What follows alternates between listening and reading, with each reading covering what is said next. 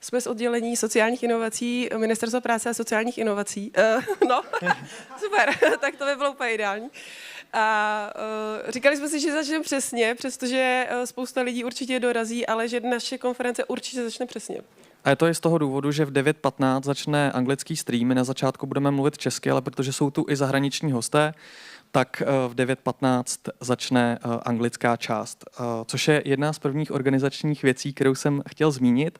Další organizační věc, kterou bych vám chtěl zmínit, je, že tady máte odkaz na slajdu, kde můžete pokládat své dotazy. Tamhle je QR kód, nebo když si zadáte slide.do a dáte tam kód SIF 2023, tak tam můžete psát dotazy na naše hosty.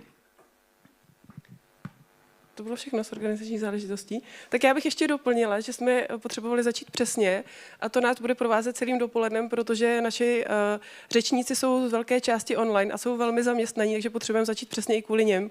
Budou se připojovat přesně na minuty, tak jsem na to zvědavá, jak nám to půjde. Takže po pauzách vždycky začneme přesně, tak s tím počítejte, prosím. A myslím, že jsme úvod zvládli docela rychle, což je dobrý, takže ještě se nám sem budou pomalu jako sunout nějací hosté. I would like to warmly welcome you, our colleagues from steering group. So this is introduction for you. But at 9:15 we start in English. The beginning will be in Czech language. A já možná ještě doplním, co dělá oddělení sociálních inovací. Zatím na Ministerstvu práce, které se brzo přejmenuje určitě na Ministerstvo inovací, tak už poměrně další dobu s využitím Evropského sociálního fondu podporujeme sociální inovace, což jsou v podstatě projekty, které hledají řešení na složité situace lidí v České republice, které se týkají zejména sociálního začleňování nebo problémů zaměstnanosti. Ta řešení se hodně týkají veřejných služeb, proto tady ty veřejné služby zmiňujeme. A veřejné služby za ně považujeme i služby, které poskytují nejenom veřejné instituce, ale i neziskové organizace, které jsou za tímto účelem financované veřejnou správou. A já ještě na závěr bych chtěl poděkovat lidem, kteří se podíleli na přípravě Social Innovation Fora. Nejsme to jenom my, ale jsou to i lidi, který nevidíte, jsou to technici vzadu, jsou to i tlumočnice o něco víc vzadu a úplně nejvíc vzadu jsou to i naši kolegové, takže chtěl bych je tady zmínit.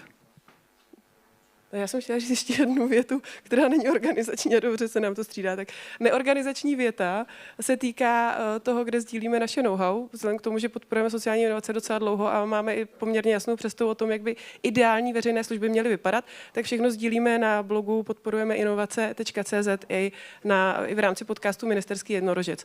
Tak teď už asi jsme řekli úplně všechno. Předpokládám, že všichni poslední, co stojí, už by si mohli sednout, protože bychom potřebovali přivítat vzácného hosta. A to je Martina Štěpánková, vrchní ředitelka sekce evropských fondů a mezinárodní spolupráce MPSV. Mohli bychom vás poprosit o úvodní slovo. Děkujeme. Tak, děkuju. Tak já tak vzácný host nejsem. Vzácní jsou naši zahraniční hosté především, ale dobré dopoledne, dobré ráno, milé kolegyně, milí kolegové. Dovolte mi, abych vás přivítala na dnešní konferenci Social Innovation Forum s podtitulem The Future is Now, Trends in Public Services. Jak už vlastně z názvu vyplývá, tak ta dnešní konference je zaměřená na vlastně zkvalitňování veřejné správy. Podle vlastně informací, které mám, tak většina přihlášených, případně lidí, které budeme mít v online prostoru, tak jsou právě lidé, kteří pracují ve veřejné správě. A o tu konferenci dnešní byl veliký zájem. Já jsem tomu hrozně ráda, protože všichni, kteří jsme úředníci, tak často slýcháme právě určitou kritiku na naši hlavu, že nejsme otevřeni novým věcem, že se neradi vlastně učíme novým trendům a podobně. A já si myslím, že tomu tak určitě není. Dokladem toho je i právě zájem o tu dnešní konferenci a i to, že právě o oblast sociálních inovací je poměrně obrovský zájem, jak tedy mezi úředníky, tak samozřejmě mezi případně našimi příjemci. Takže určitě je co zlepšovat a proto jsem moc ráda, že se ta dnešní konference koná a že se budeme moci vlastně bavit i s našimi zahraničními hosty o nových přístupech, trendech, které se vlastně v té veřejné správě uplatňují v zahraničí, třeba již více než v České republice. U nás jsou to vlastně přístupy, které se teprve rozvíjejí a ta dnešní konference nám dává právě prostor se o těchto nových přístupech více bavit, více o nich diskutovat, něco nového se případně i na odpoledních workshopech naučit. Takže já vám všem přeju, aby ta dnešní konference pro vás byla zejména inspirativní, abyste se nebáli diskutovat a byli otevření v diskusi i tedy k tomu, co uslyšíte. A také mi tedy moc dovolte, abych tedy moc poděkovala kolegům, jmenovitě tedy Markétě, určitě Janě, ředitelce odboru, pod níž to patří, ale i dalším a nebudu je jmenovat všechny, protože se přiznám, že si celé oddělení nepamatuju a na několik bych mohla zapomenout. Takže všem moc díky, kterým nejenom za to dnešní pořádání té konference, ale vůbec právě za to, že jsou to často právě ti lidé, kteří se snaží v té veřejné správě ty nové přístupy vlastně podporovat, prosazovat, často i protlačovat. Řekněme si upřímně, že ne vždycky to jde úplně jednoduše a že ne vždycky jsme všichni některým novým myšlenkám otevření, ale za to jim moc dík, protože veřejná správa takové lidi potřebuje, protože jenom tak se může posouvat. No a protože se bavíme o nových přístupech, o nových trendech, tak kolegové se zeptali umělé inteligence, vlastně v chatu GPT, jak vlastně by měl vypadat můj projev. To znamená, jak zajistit skvělé veřejné služby, jak by měly vypadat a jak toho dosáhnout. A umělá inteligence nám dala 10 bodů. A já tady nebudu zmiňovat úplně všechny, ale některé vypíchnu. Řeknu, možná prozradím, že to není úplně nic nového, ale kdybychom ve veřejné správě vlastně těch, řekněme, klasických 10 bodů sledovali v té naší práci, tak by ta veřejná správa se zlepšila mílovými kroky. Ale dovolte mi některé zmínit, a to například skvělé veřejné služby by měly být snadno dostupné, přístupné a užitečné pro všechny občany. Naprosto jasné, ale řekněme si upřímně, že ne vždycky se nám to daří. Digitalizace může být klíčovým nástrojem k vylepšení veřejných služeb, ale nesmí být použita na úkor těch, kteří nemají přístup k technologiím. Veřejné služby by měly být co nejvíce personalizované, aby odpovídaly potřebám a očekáváním jednotlivých uživatelů. Další, které vnímám jako klíčové, vzdělávání a školení pro veřejné služby jsou klíčové pro zajištění kvality a účinnosti veřejných služeb. Tak účast na té vaší dnešní konferenci vlastně dokládá, že zrovna tento bod je pro vás určitě důležitý. A také měli bychom se inspirovat příklady z jiných zemí, kde se podařilo úspěšně vylepšit veřejné služby a použít tyto zkušenosti k vylepšení služeb u nás. No a myslím, že to je skvělý bod pro tu dnešní konferenci, protože ta dnešní konference k tomu právě slouží. Takže já strašně moc vám děkuju, že se toho účastnice, přeju vám, ať se vám ta dnešní konference vydaří, and I would like to also welcome our foreign guests and I wish that you like our conference and I wish you a fruitful discussion today. Thank you very much.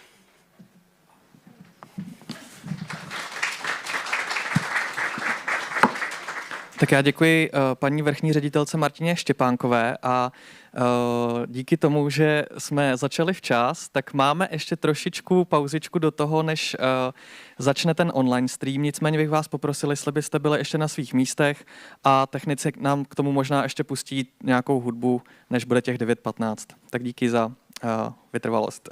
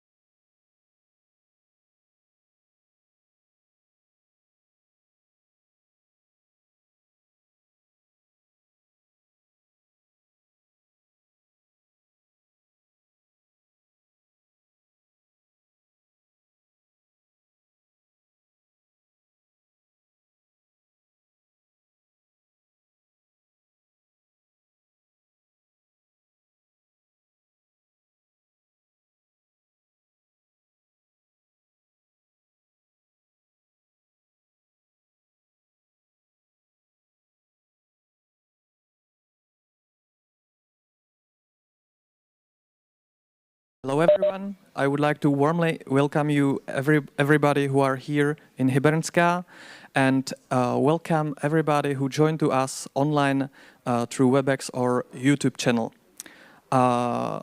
Welcome on Social Innovation Forum 2023.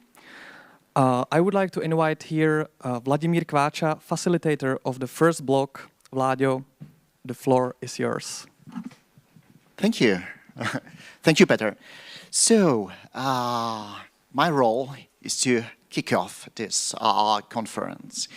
And in the first block, we will have two guests online, and we will discuss a very important topic, the topic of anticipatory government. Because very often we perceive our government and our governmental services as reactive. We are sometimes good to solve the yesterday's problems, but we are not always ready to face the problems that will hit us next week, next month, next year, and sometimes in 10 years. So the first block of our conference, which will take for about 75 minutes, will deal with this idea how to be more future-oriented. And without much ado, I would like to invite our first guest, Ira Alanko from Finland, because she will share with us her experience and the experience of the Ministry of Finance in Finland in promoting the ideas of anticipatory innovation governance in Finland. Ira, I'm really happy to see you again, and now the floor is yours. Thank you so much, and I'm so happy to be here online. I wish I could have come in person, but unfortunately, we have a very busy time of year at this time, so I wasn't able to come personally and meet all of you wonderful people face to face. But so I've been asked kindly to come and present about the work that we've been doing in Finland. And just as if you don't know who I am, I used to be the head of the Experimental Finland team in the Prime Minister's office. I've also been the head of the Aurora AI, National AI Strategy Artificial Intelligence team just recently, and now I work in the Ministry of Finance in a different unit promoting anticipatory innovation governance. So it's really exciting to be here and tell you about the work that we do. So first of all, just to give you an understanding of where in the Ministry of Finance I work. So the organization is a large organization. There's 400 people about working in this organization, and there's a lot of skills and know-how in different units that we have. But the unit that I work in, which is the governance policy unit, these are the kind of themes that we have ingrained in our work. So trust obviously is at the very center of it. If you're developing government, it's very important that you're also measuring the state of trust. You know, what's the level of trust towards the public sector, and you're promoting trust in different ways in, for example, integrity and anti-corruption work. We see innovation as one of the main tools, or one of the good tools that we have for promoting different solutions, specifically in these times of crisis that we've been facing.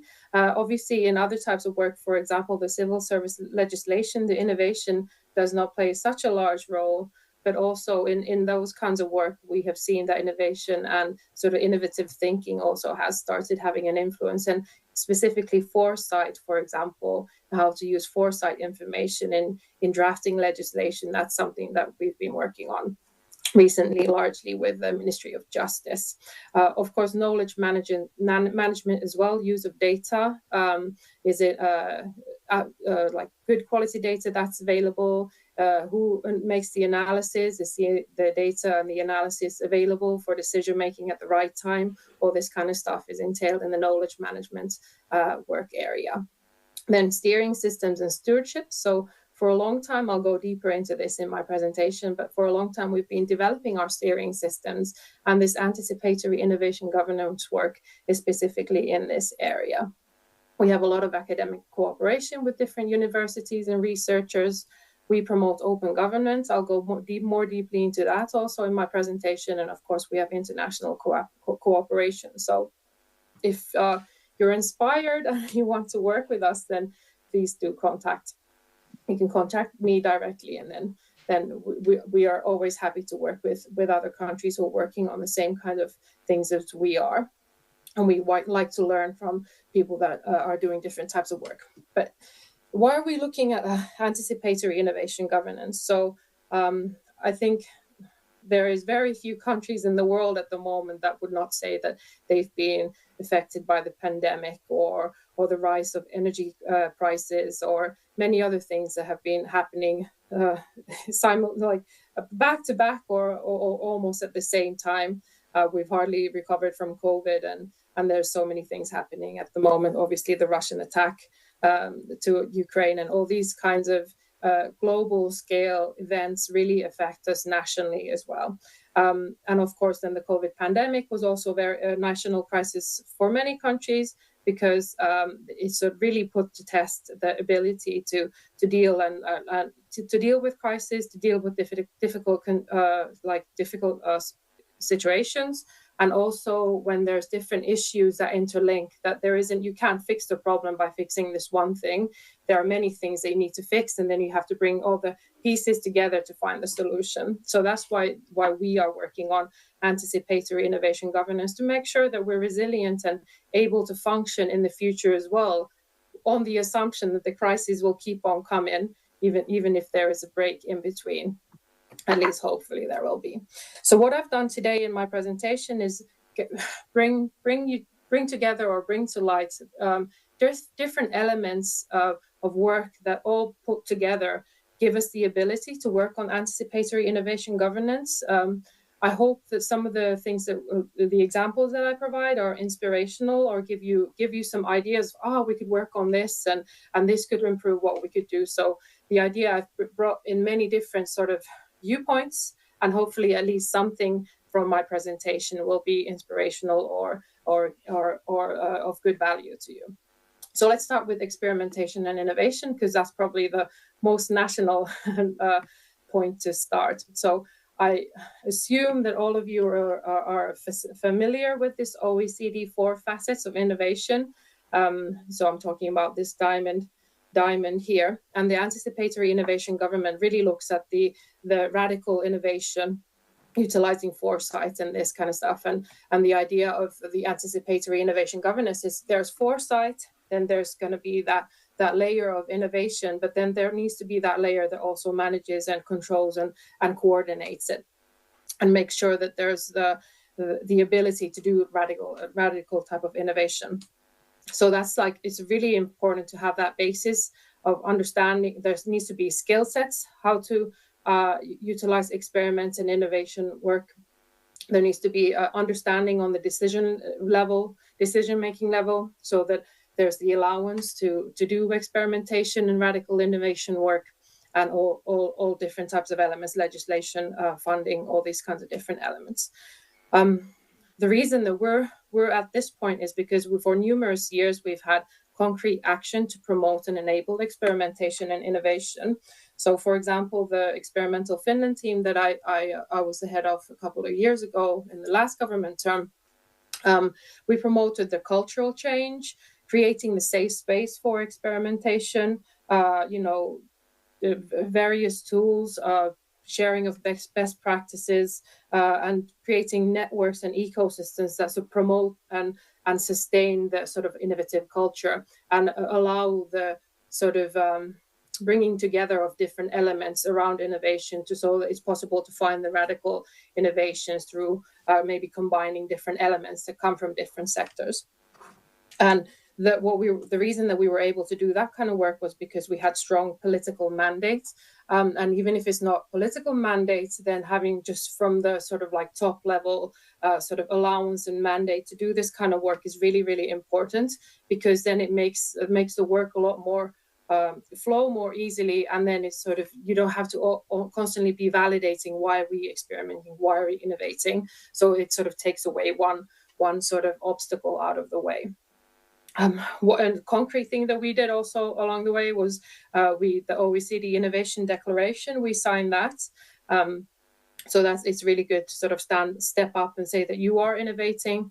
And then we have an innovation network within the public sector that supports the exchange of information, exchange of ideas, and then also giving direction. So if you have looking to collaborate with different types of stakeholders, civil society, different ministry, different agencies, regions, we have these welfare counties, which is a new layer of administration in Finland at the moment. So how can we provide discussion between all these different stakeholders so that then the innovation work that is done or the experiments that are done, they actually add value, provide value to different players. So then that sort of creates commitment in itself. So that's why the sort of like ecosystems and networks are very important around experimentation. So all this kind of work we have been working on and are working on at the moment. And then we realized that we also need to find a systematic way of measuring how we're doing with the innovation. So on the municipal level, this sort of innovation barometer had already been done a couple of years beforehand. So then we decided that it was time to do central government and universities and municipalities and regions for the first time, all at the same time. So we got the big picture of what's the situation in Finland around innovation. And out of, we had around 44% of the organizations that we sent the survey to answered the survey. And out of that, 93% said they do innovate. So then, I don't know, maybe you can jump to conclusions or then you cannot. It's always what choice do you make? But maybe also the organizations that answered the survey were the ones that were innovating, and then the ones that either didn't have time to answer the survey, or then they didn't find the theme that important. So it's hard to say at this point, because the first time that this innovation barometer was implemented, whether if you can sort of deduct anything from that amount. But basically, out of the organizations that answered, 91% had introduced at least one innovation in their organization. A lot of the innovations that have been created were around climate change or COVID-19. The bottlenecks that were identified through the survey were time and money. So often, like, for example, if it's a smaller scale experiment or innovative work, you don't necessarily need outside funds to do the experiments or the innovation, but you do need time and resources to actually do the planning, do the actual experiments, and then do the analysis and then communicate the results. So that's why the time came up. And then obviously funding sometimes is just not in your own budget to do these kinds of experiments, especially if it's some type of collaboration between different organizations. So that's where the funding needs to be solved. Half of the organizations that answered had a centralized unit for innovation, and 1/3 have their own innovation program. So this is just how we things that came up in our innovation barometer. I'm happy to share more. It's in Finnish, unfortunately, but hopefully you have AI tools, artificial intelligence tools, and maybe it can help you translate. So I can also provide the link to this if you would be interested in looking at these results. Another example that I have around innovation is often then when we talk about funding of experiments and innovation, we think about what are the tools for actually doing that. So if you can't give the money straight into the hand kind of solution, then procurements and grants are the two solutions that we found during Experimental Finland. For example, we tested how procurements can be used. You buy the solution that the experiment provides or the information that the experiment provides. So that was one tool for funding innovation. But then if we talk about procurements more in general, also like innovative procurements is something that is a very valuable tool. The reason I raised this development program, Hankinta Suomi, which is this sort of globe picture in the right-hand corner. It's a development program that's been going on for quite a while in Finland. It's numerous stakeholders involved, and the idea is to promote the know-how and skill sets and tool sets that the public sector has for doing large and like good quality procurements. And there's a strategy for procurements, And what we're sort of striving for is that procurements have a lot of impact. It can be measured.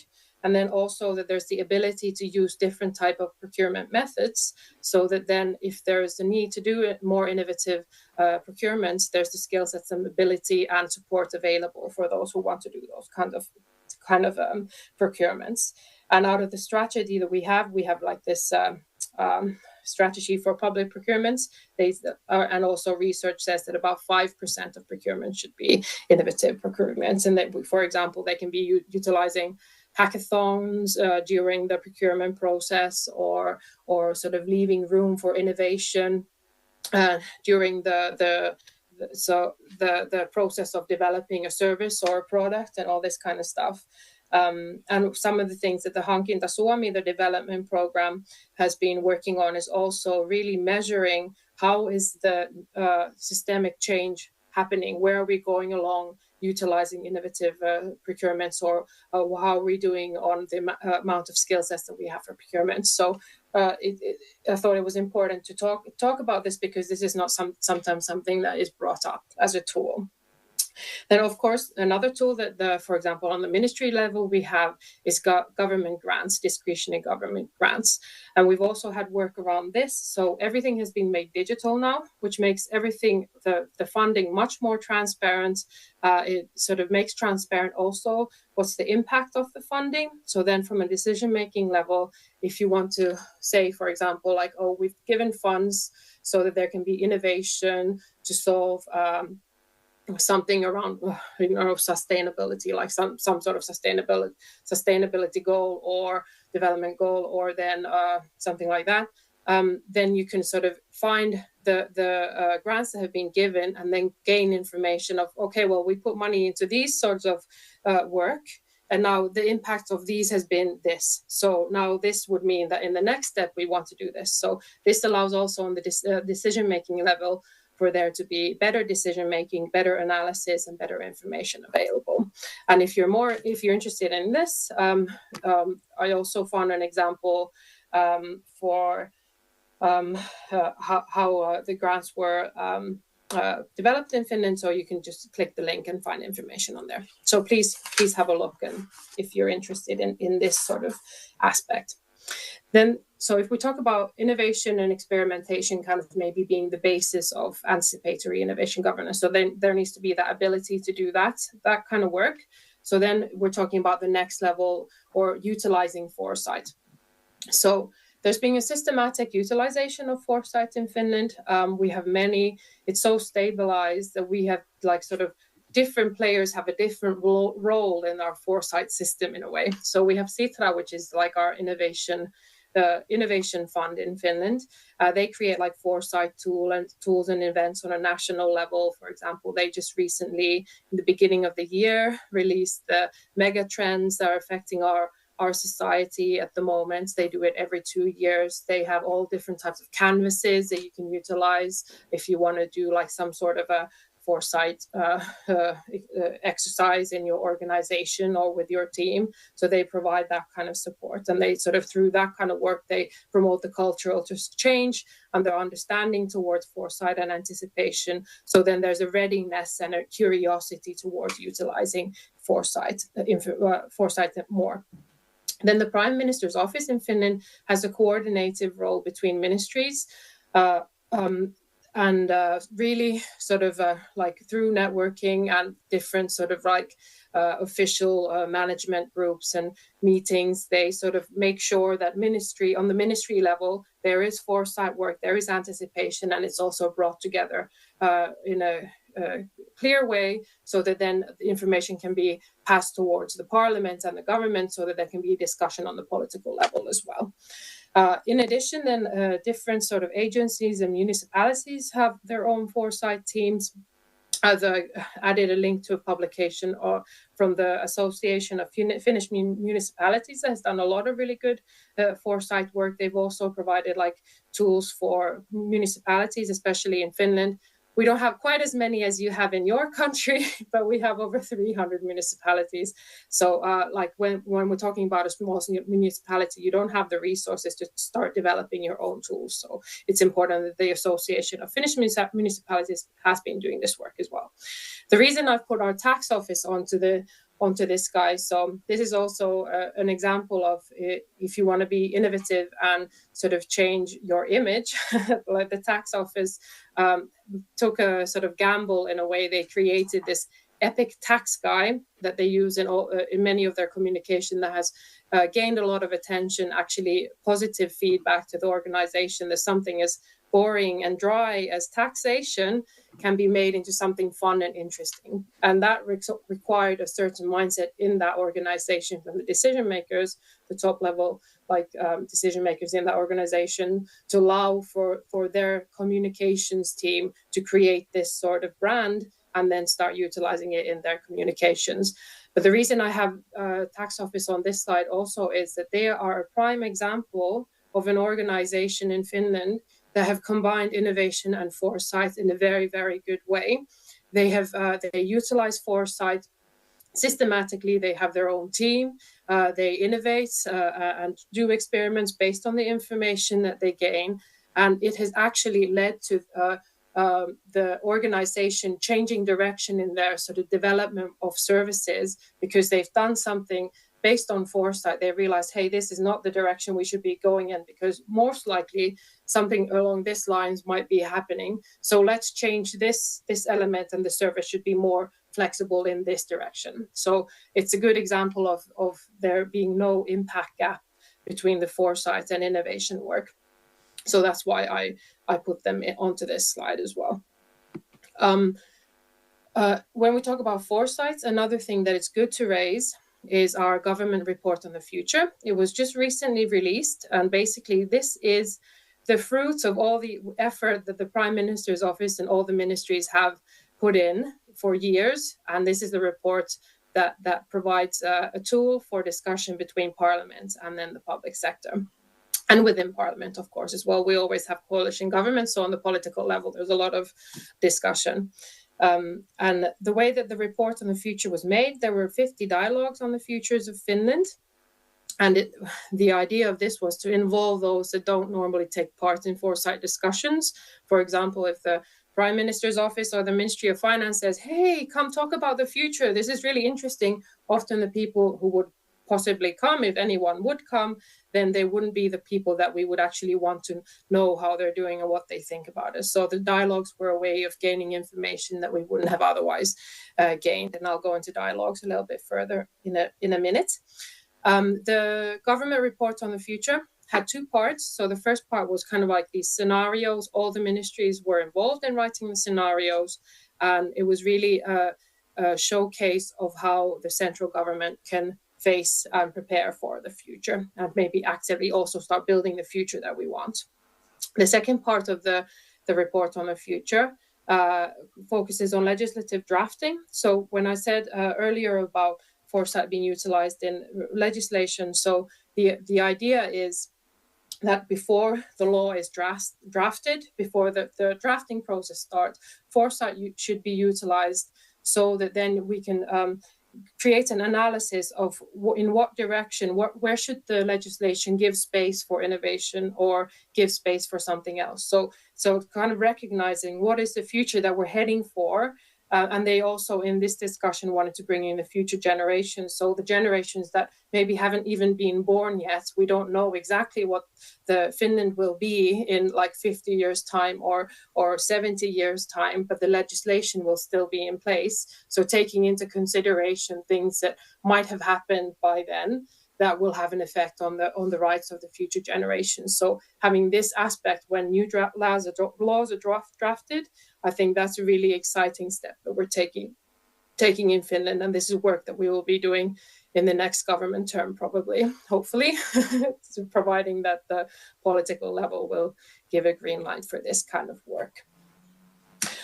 So we'll talk about innovation and experimentation and foresight. And then let's talk about social inclusion, because the social part was also part of your title today. So in Finland, we've also worked long and hard in the Ministry of Finance on promoting open government. We're part of the Open Government Partnership. We have a 4-year plan of a national sort of implementation and plan on how all these 8 work areas we're going to implement concrete action to promote understanding. For example, easy language. Finnish language is a hard language. We have a lot of people that don't speak Finnish as well.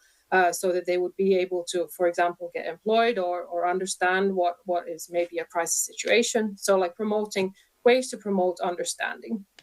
Participation, obviously, making sure that anyone who wants to participate knows how to participate and feels that they can participate. So in the OECD civic space scan that was done a couple of years ago, the Finnish paradox was raised, where a lot of people trust the system, but only 40% feel that they can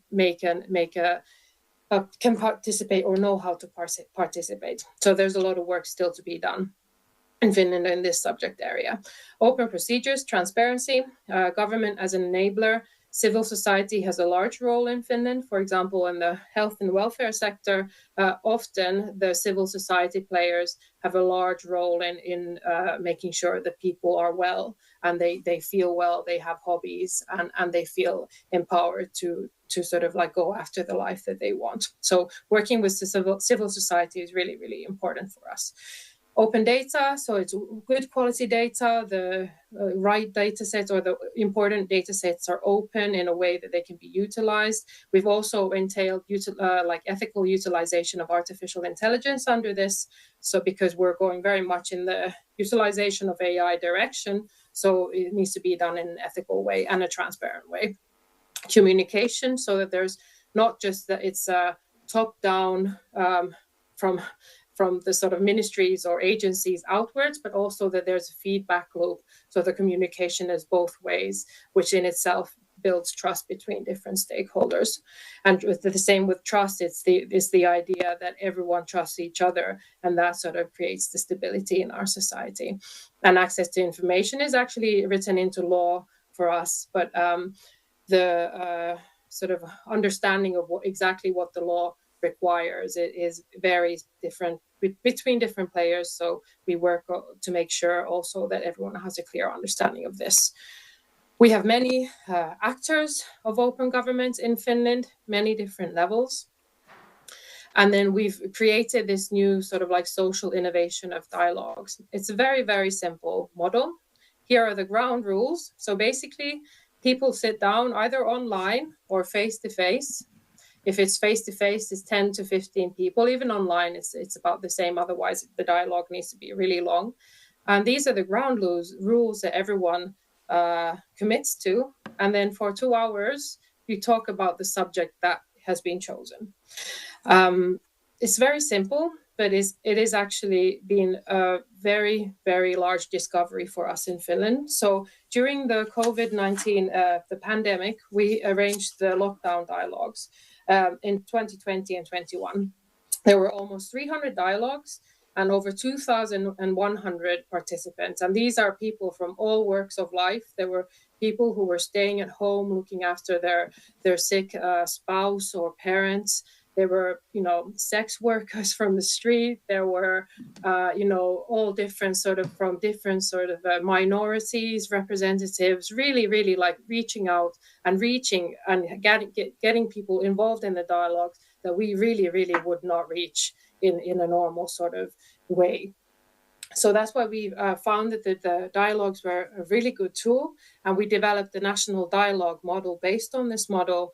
And now for the first round is going at the moment, and that's why I'm busy today, because I need to go soon to another city in Finland and promote the national dialogues. And just as a curiosity thing, Italy and Latvia have been involved in these and are looking at utilizing dialogues more widely. So this is one tool we're happy to share. And a lot of the material is available in English. So if you want to go in utilizing dialogues.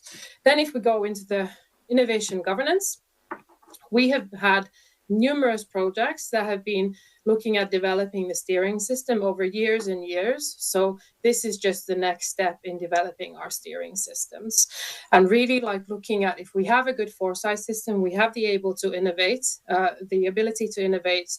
We understand where our problems lie. Now we need to really take the steps so that we can build the future that we want. That's what we're doing. These are the 6 areas, OECD, Piret's team, who will be talking soon after me. These are the areas where they recognize that we need to really work on to develop so that we're able to do the AIG work in a more efficient manner.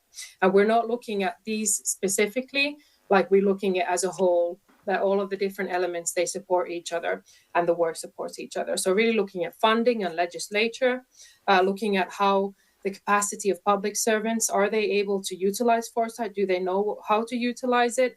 Who does it? Does it have any impact? Is there dialogue based on that information? What's the analysis based on the information gathered?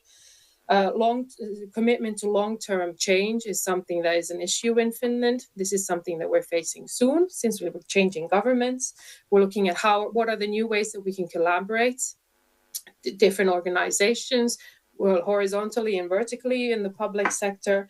How do we get citizens involved, and really make sure that the foresight information that we gather has some impact? So really like this collective, systematic sense making, and really track and assess the how we're doing on the AIG path. This is what we're going to be working on the next couple of years.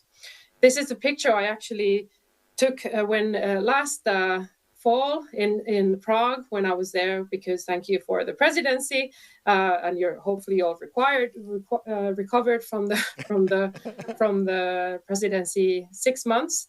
But this is potentially a year of opportunity for us in Finland. We have the elections coming up.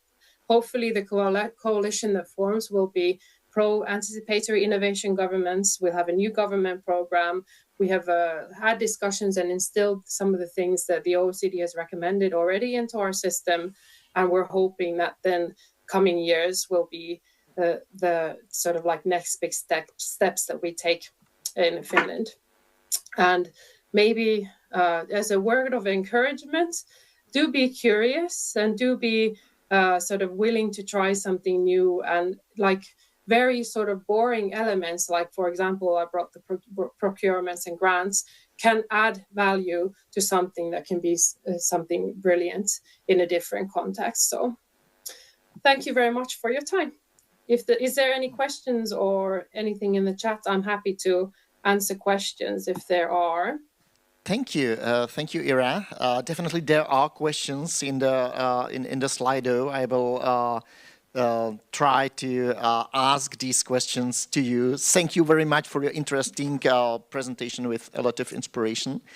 I really like one of the initial slides with the word trust in the middle, because very often we are focused on the technical side of experimentation, innovation, and whatever.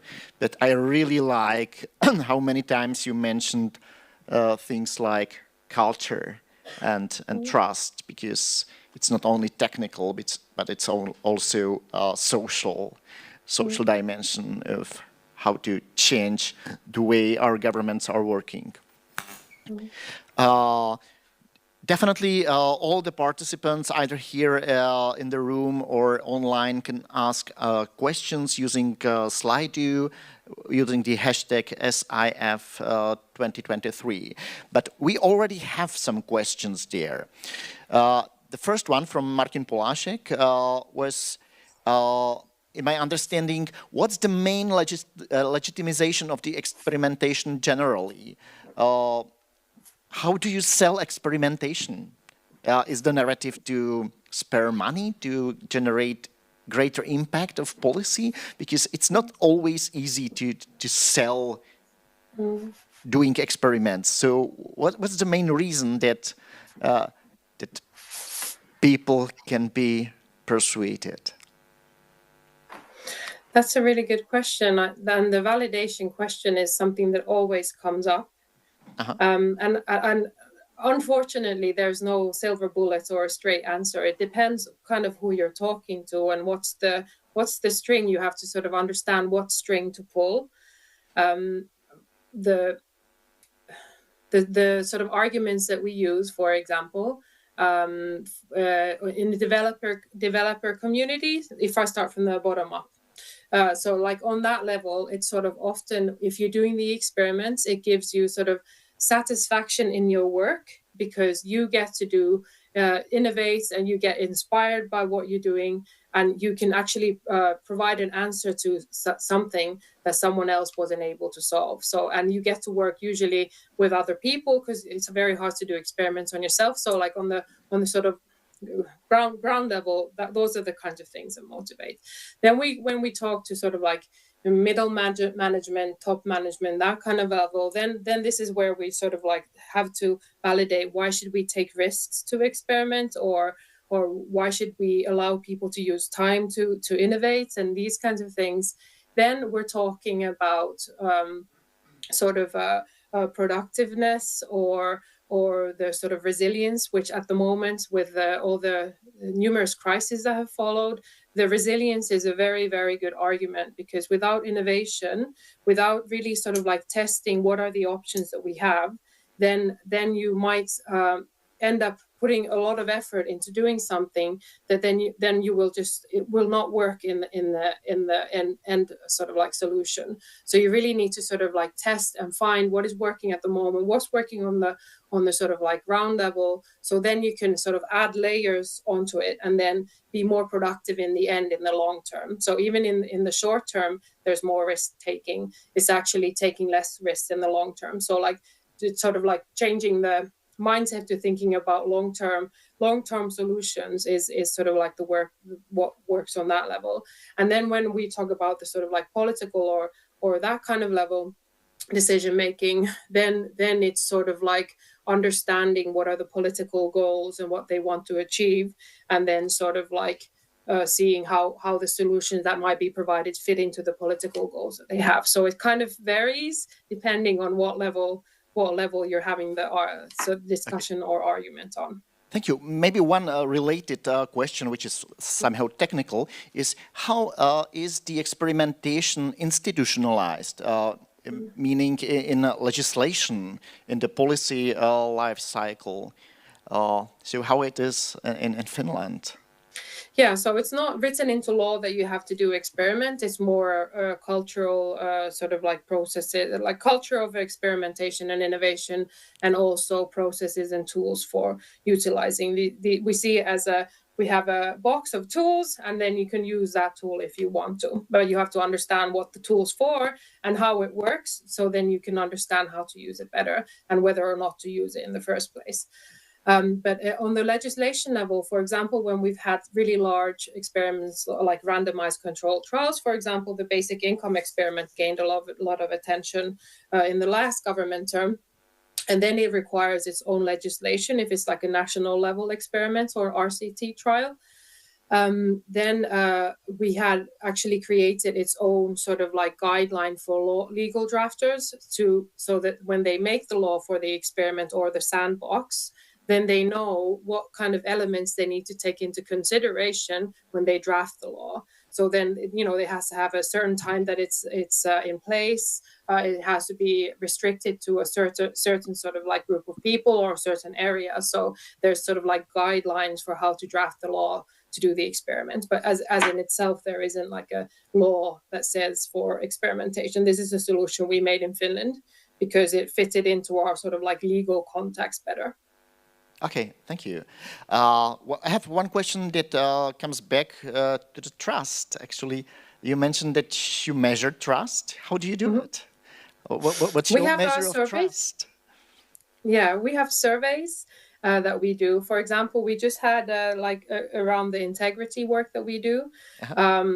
There's trust and other elements that were measured. And for example, openness was seen as one of the most important values of the public sector, but only 37% said that they openness was done properly. So we have surveys that we use. We sort of interview people and then sort of like in a systematic manner. So then we can sort of, the surveys are a good way to then sort of compare to the years before, and it gives a like systematic way. But then to sort of keep the finger on the pulse, the dialogues, for example, is a way of also measuring trust. If it keeps coming up in the dialogues that they don't trust the system, or they have issues with this kind of stuff. For example, we had dialogues around immigration, and there was a lot of issues raised in like almost all the dialogues that were held, which were numerous. There was sort of like raised that they don't trust that the system will sort of look after you if you don't have like a Finnish background and this kind of stuff. So those are indicators. So this is where sort of like the foresight and sort of analysis comes in as well. Like if things are coming up in the dialogue, you actually listen to what's being raised in the dialogues and utilize that information in your work. Okay, thank you. Another question by Patrick Pavlovsky is what actions or interventions in the cooperation between the governments would you recommend to, let's say, help policy officers to propose the idea of innovation, simply to start the culture change within public administration? So how to spread the infection of public sector innovation mindset? Spread the success stories, collect the success stories and spread them. In Finland, a lot of researchers are interested in this field, so a lot of research is done in this subject area. So then when new sort of research papers are published, then, making that available also influences the politicians. So that's how we've done it, like really like communicating about the success stories. And sort of also, like, for example, with the tax office, which I raised as an example, they actually measure the effectiveness, the impact of, for example, the Epic tax guy, which I showed on the slide. So they know that it was a risk that they took in using that for their communication and creating that kind of a brand. But then it has like sort of paid off, and they sort of like follow how it goes. So. And then like sort of also share that information. What was their experience of doing that kind of work? So like also having the people who have done like experiments and it's been successful and they've implemented and it's been scaled up, those people telling the stories themselves rather than one organization that's like telling that story. Then when people can see that, oh, it's happening everywhere, different types of organizations are utilizing it for their own needs, and I'm being, getting good results from it, then that sort of encourages is kind of like seeing and learning from others. Okay, thank you. From my experience, it's sometimes to invent the innovation, the easier part. That the more difficult is actually how to embed it into the mainstream system, and also how to actually help the not so beneficial parts of the old system die. I'm referring here to the Three Horizons framework. So how do you help innovations to actually get into the mainstream? And also, how do you help, one friend of mine is using the term hospicing, how help the parts of the old system to die? How to do it? Whose role it is? Yeah, I think there's a little switch that needs to be done in that thinking. It's rather, it's like when you're thinking or like asking kind of that kind of question, it's maybe is an indication that the innovation is his own stream and it's sort of not part of all the mainstream things that are being done, which is very natural, and that's like we also have that in Finland.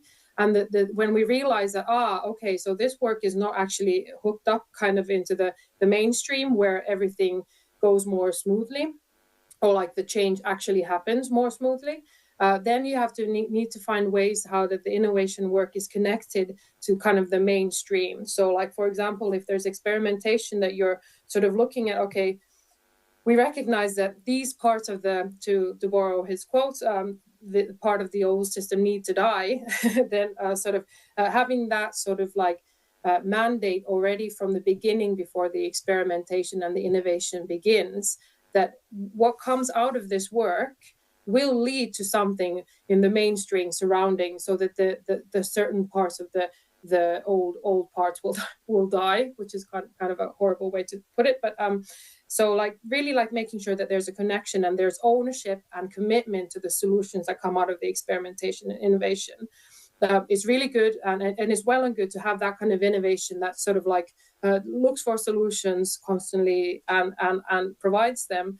But if you want it to scale up and really want it to embed into the existing system, you need to sort of also accept the fact that, you know, maybe the time isn't ripe for certain changes to happen, and you innovate in the areas where you can actually create the change.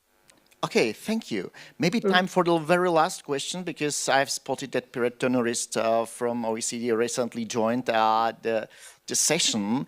The last question by Michal Vejlupek is related to people in the public sector. If you are attracting innovators from other sectors, or if you are creating your own within the public sector?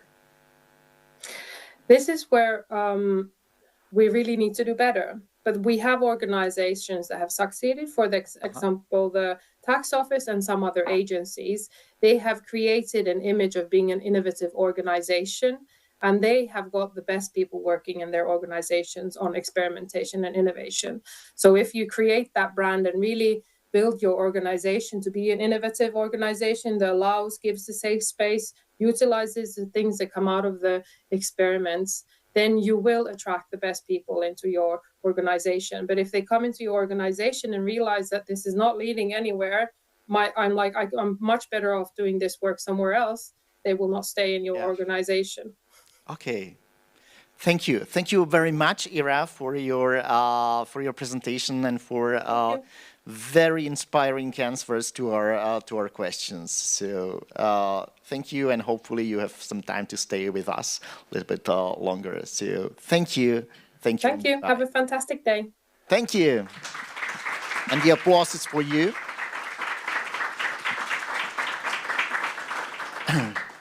So, and now I would like to invite to our virtual floor Piret Tõnurist from OECD. Hello, Piret.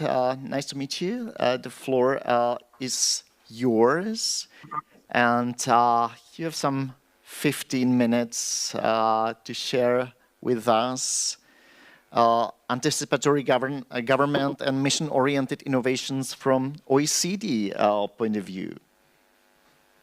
Welcome. Thank you so much, and great to be with you this morning. So Ira has probably made a great introduction in terms of anticipatory innovation governance. We have had the pleasure of working together with Finland over the last 2 years to actually develop out the model and what anticipation is and how to do that work. So I'm going to glide through that part of the presentation to tell you a little bit more about missions, but I'll tell you a little bit about what OECD is doing in the anticipatory innovation governance space and what our work currently is about. So what we're trying to do is really get governments out of a reactive, end of the bite, wait and see position to actually take proactive action in terms of upcoming challenges, opportunities. And here we work very clearly with our innovation model, where we look at different types of innovation based on how directed or undirected or certain or uncertain the innovations are. So we work together with anticipatory innovation, but also missions, enhancement-oriented innovation, and adaptive innovation.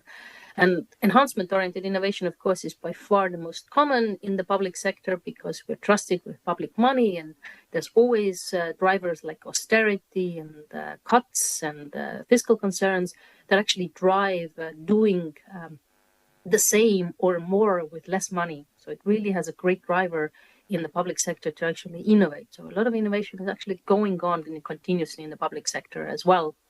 And we have also seen in the COVID era quite a lot of activity in terms of adaptive innovation, because in a crisis situation or environments or when citizens need change, governments actually have to adapt and change things quickly. So some governments are better at it than others, and there are also capacities and skills that need to be built up for that. But especially in the kind of anticipatory space, what we really are talking about is not only doing strategic foresight of futures, but actually taking decisions based on that. So that's why we use words as anticipation and anticipatory innovation for a reason. Because, having a forecast that it's going to rain tomorrow in Paris 70% is one thing, but making a decision in the morning of taking an umbrella to work on my way to the metro is another thing. So the act of actually doing something with that knowledge is what makes it anticipation. And a lot of times we actually need to innovate based on that kind of the future-oriented knowledge, and need also a governance system that allows us to do that work.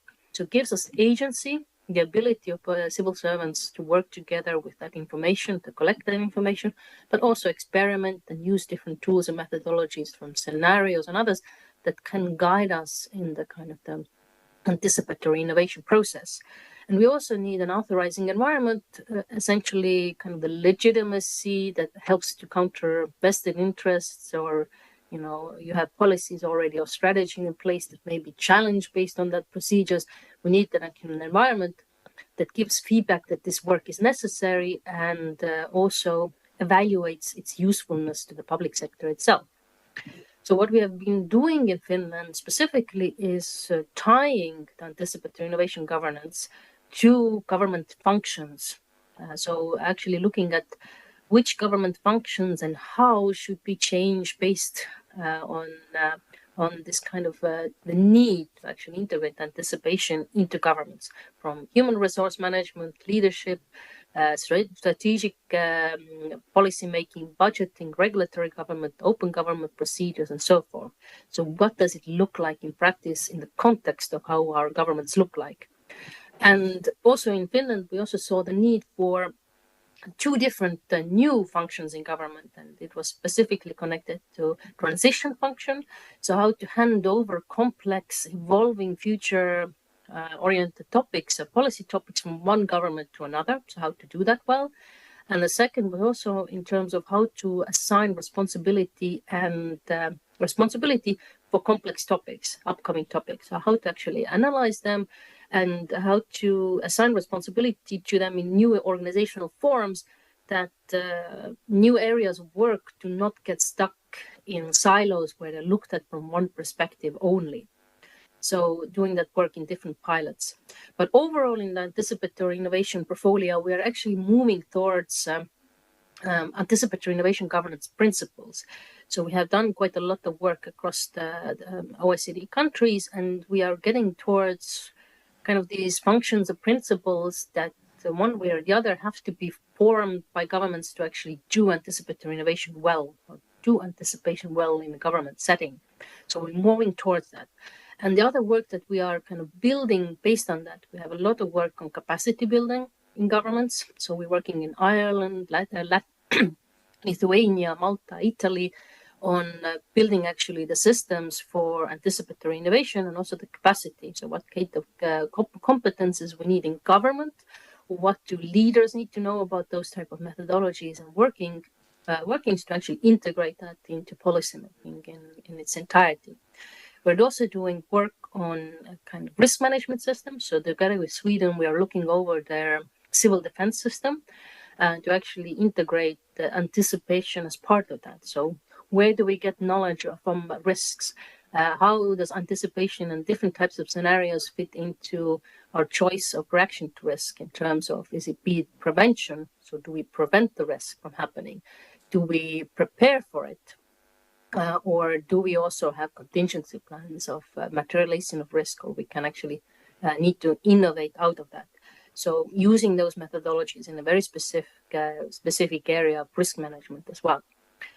And together with Flanders in Belgium, we're also working specifically on resilience and recovery plans. So how to integrate that in terms of anticipatory intelligence around those topics, but also to kind of these broad EU-wide formats. So all of this work is ongoing, and OECD clearly sees the need, and also countries see the need of working on that. So this year, hopefully, we will start a working party between countries on anticipatory innovation governance principles, as mentioned before, but also about different forms of anticipatory intelligence. So what risks, what opportunities, what signals countries, public sector organizations are actually collecting, and how they are processing that, and what methodologies are available for those ends. And next to that, so for example, you have a very good anticipatory process in place within government already, and we have also the possibility to set goals or the eventualities that you want to see happening, and then you would lead your innovation process from a mission-oriented perspective. So what is mission specifically? So missions, you probably know that the EU has 5 very wide missions already set on the EU-wide that different member states are applying, from water, cancer, climate change, and so forth. But missions, what makes mission a mission is that it's a targeted, so easily understandable goal, because we want to communicate it to different players and stakeholders across the not only government, but also stakeholders externally from a civil and private sector. It has to be time bound. So it's a clear time that we actually achieve something. So there's a deadline at the end of it. And it also has to be ambitious. It aims to achieve something. So it's not only we improve or we move by this amount of percentage. It should have a yes and no question at the end of it. So if we have a goal by 2030 to do something, then we should be able to actually answer yes or no, did we achieve it or didn't we achieve it? So, for example, I just recently came back from Norway discussing their mission-oriented approaches. They have a very good mission set that all animal feed comes from sustainable sources by 2030, essentially meaning that they have a huge, large industry in fisheries or producing fish. So all animal, and it's a source of also carbon and pollution. So they have committed to actually making the animal feed or the kind of the input into that sector come from sustainable sources to cut down during those emissions. It's very easily understandable, very easily communicable, but it's also very ambitious and clear. It's possible to answer yes and no, did you achieve it or not? And with those clear feedbacks, it is actually possible to then launch 1,000 ships. So the mentality of a mission-oriented innovation approach really should be that it's whatever it takes, whatever it actually takes to make missions possible. So to experiment, to launch innovations, to launch research, to analyze what is out there already in terms of methodologies available, and what to make this work. And here, the climate action and climate change is a very good example, because what actually we see is that technology and innovation is not the problem anymore, because we have the technologies to impact climate change. We need deployment and implementation. So if you have a mission-oriented mindset, a very clear mission in terms of net zero goals, for example, then it becomes de facto about deployment and implementation of technologies, rather than just doing basic research or financing basic research. It's the societal goals that matter in that end. And what we see going actually wrong in the mission space and the OECD perspective and the mission action lab that we work on is that we need to clarify what missions are, as I've done just now, because the definition has been fluid, so mission-oriented. So there's a lot of mission washing. So just saying that any kind of challenge-oriented or goal-oriented policy is mission. It is not.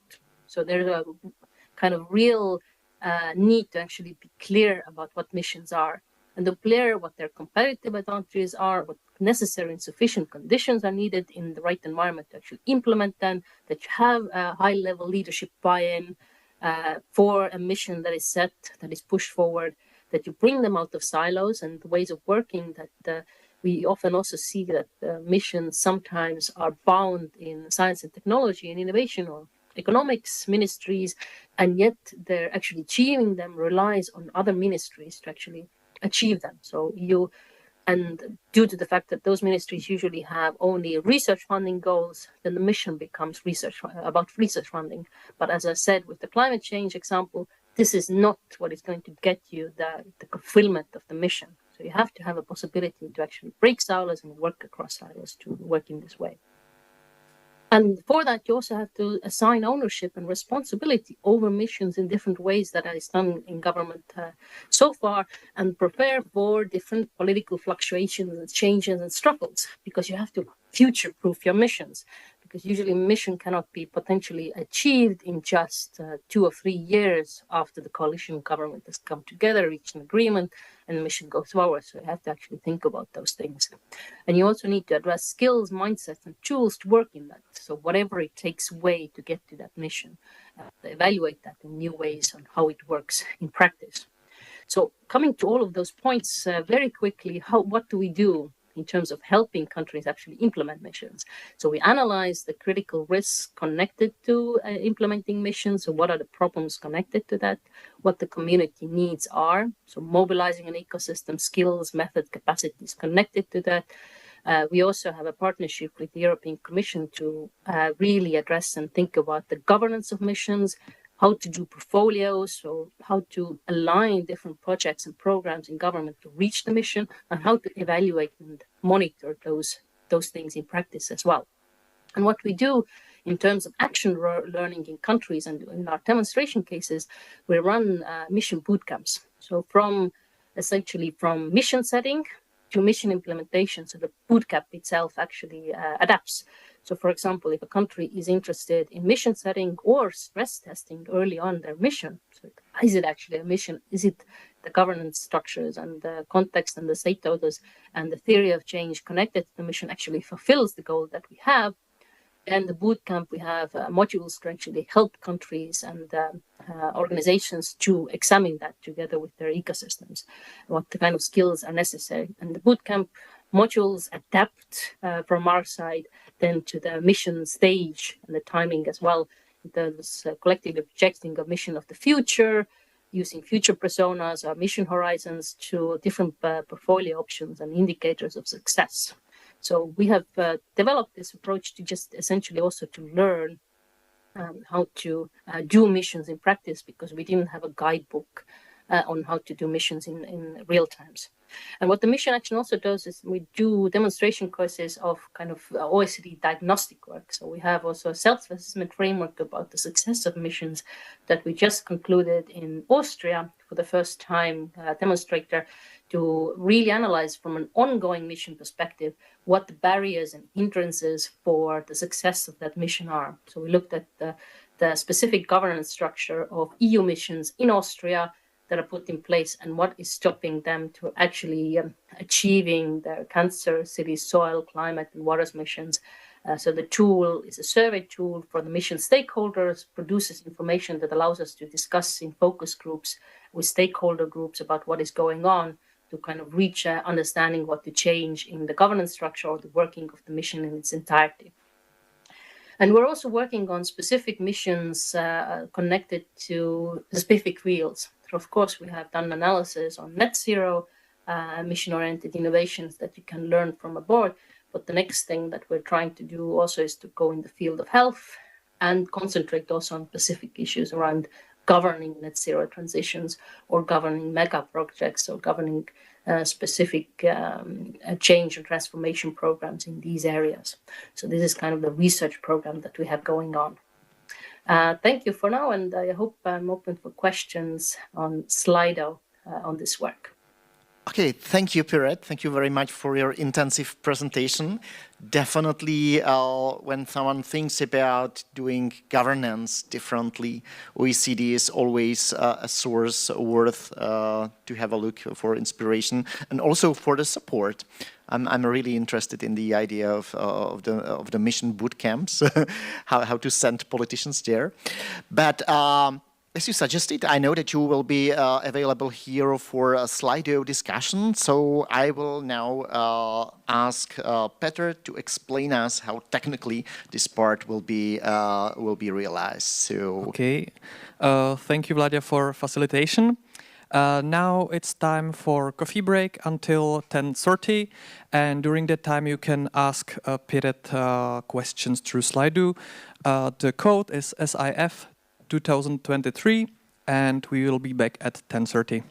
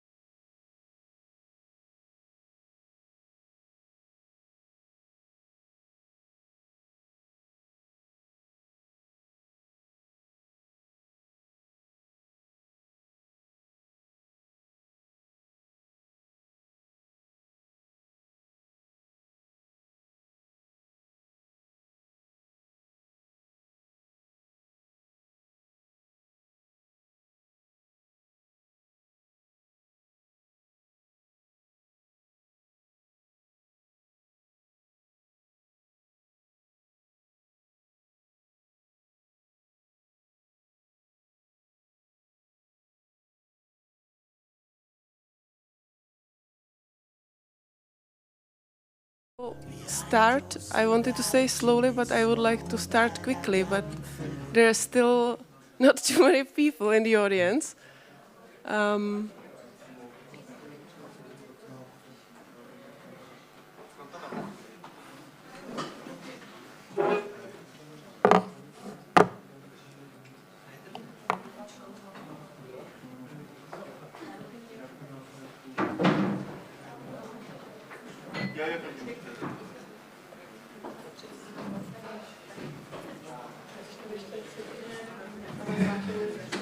Okay, so before you sit down, I will once again point your attention to a Slido. If any of you sent questions to the morning session and they weren't answered, you don't need to worry, because we will chase the presenters, the speakers, and we'll find the answer, and then we will post it online. We'll send you the link. So, because sometimes there's not enough time for all the questions, but they won't be forgotten. So don't be shy and just send them via Slido. There will be in good hands of IT in technology. Okay, so it seems that most of the people managed to come here almost on time. So we might start with the second block that is devoted to public administration and its response to the world we're living in. The first speaker, well, this workshop, this block is completely hybrid. We have one speaker offline and one speaker online.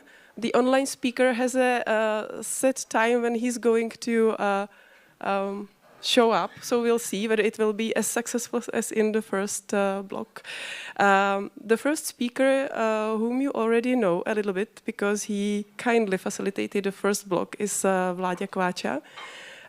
He wanted me to be presented as freelance expert and evaluator, but I guess that I need to present him in a bit different way because he's going to speak about about how public administration respond to real-life situations. And from the position of freelance consultant, yeah, he can do it, but he also have a very broad experience from public sector. So I guess that he has both important experiences. I know him for a very, very long time when we were just a normal public officials going to our daily work, and suddenly something happened and Vladimír jumped the hierarchy up and he became Director General of EU funds section, so in fact the same position as Martina Štěpánková is now. He was there for a couple of years and then he moved to Ministry of Regional Development when he was director of some more than one, I guess 2 already, directorates, right? So after this 10-year experience in public administration, he started to think about the public administration from a different point of view, and now he's going to present you his view how we are in public administration responding to the needs of the world we're living in. So Vladia, can you start already? Okay, I will try. That was the reason why I asked you to introduce me briefly, because when you start to introduce me thoroughly, things will start be complicated and long. But we, together with my next speaker, which will be Toby Lowe from London, from Centre for Public Impact, we will try to explain what the future of the public administration could be, should be, and in many instances already is. But I will start as a warm-up band before Toby connects in with assumptions, with thinking, because I want very briefly touch 6 topics where I strongly believe we should change our assumptions about our work, because I believe that very often at least here in the Czech Republic, Czech government is working on the basis of some assumptions that are typically wrong. They are implicit. You never found them in any official documents, but they still affect heavily our behavior in the public service. And I believe we should challenge these assumptions and challenge our thinking about some issues in order to stay relevant. Because as one of my most favorite authors, Madame Jocelyn Bourgon, the former chief civil servant of Canada, is pointing out, is that the complexity of the current world is really challenging the performance of the government. That as we do our business as usual, we are becoming more and more irrelevant. And which is quite a big risk for our societies. So I will very briefly speak about six assumptions. The first one is actually about the environment in which the government operates. Because we tend to pretend that the things are stable, are always sunny, and predictable as the Egyptian pyramids. But the reality, of course, is different. We somehow know it. But if we will observe our behavior, sometimes, you know, it's COVID crisis, it's Ukrainian refugees crisis, but governmental procedures are set, we cannot change them. It's very often the reality because, you know, we still believe that we live in a relatively stable and predictable world. Well, fluctuations happen, but they will go. And the government will be still the same. But we really should change this because the world in the 21st century is volatile, uncertain, complex, and ambiguous. It means that the past is not a very good predictor of the future. We don't know what will hit us next month, next year. Everything is interconnected. And sometimes we are not even able to agree with each other what the world is about. It's ambiguous. We don't know what the world is about. Therefore, OECD coined a wonderful term, VUCA, that we are living in a VUCA world, in the world that is volatile, uncertain, complex, and ambiguous. And very often we say, okay, yes, it is, but still the practice should be always the same. No, it should not. And let me dig deeper here to distinguish two possible systems. One is called, in the complexity theory, complicated. In a complicated system, we try to solve the issues like building a bridge. For building a bridge, you can hire an expert, an architect that will plan a bridge for you. You will ask a company to build it. And with a little bit of money and with some time, after a couple of years, there will be a bridge. Because building a bridge is, to a certain degree, quite well predictable issue. You can look into the geology of the site.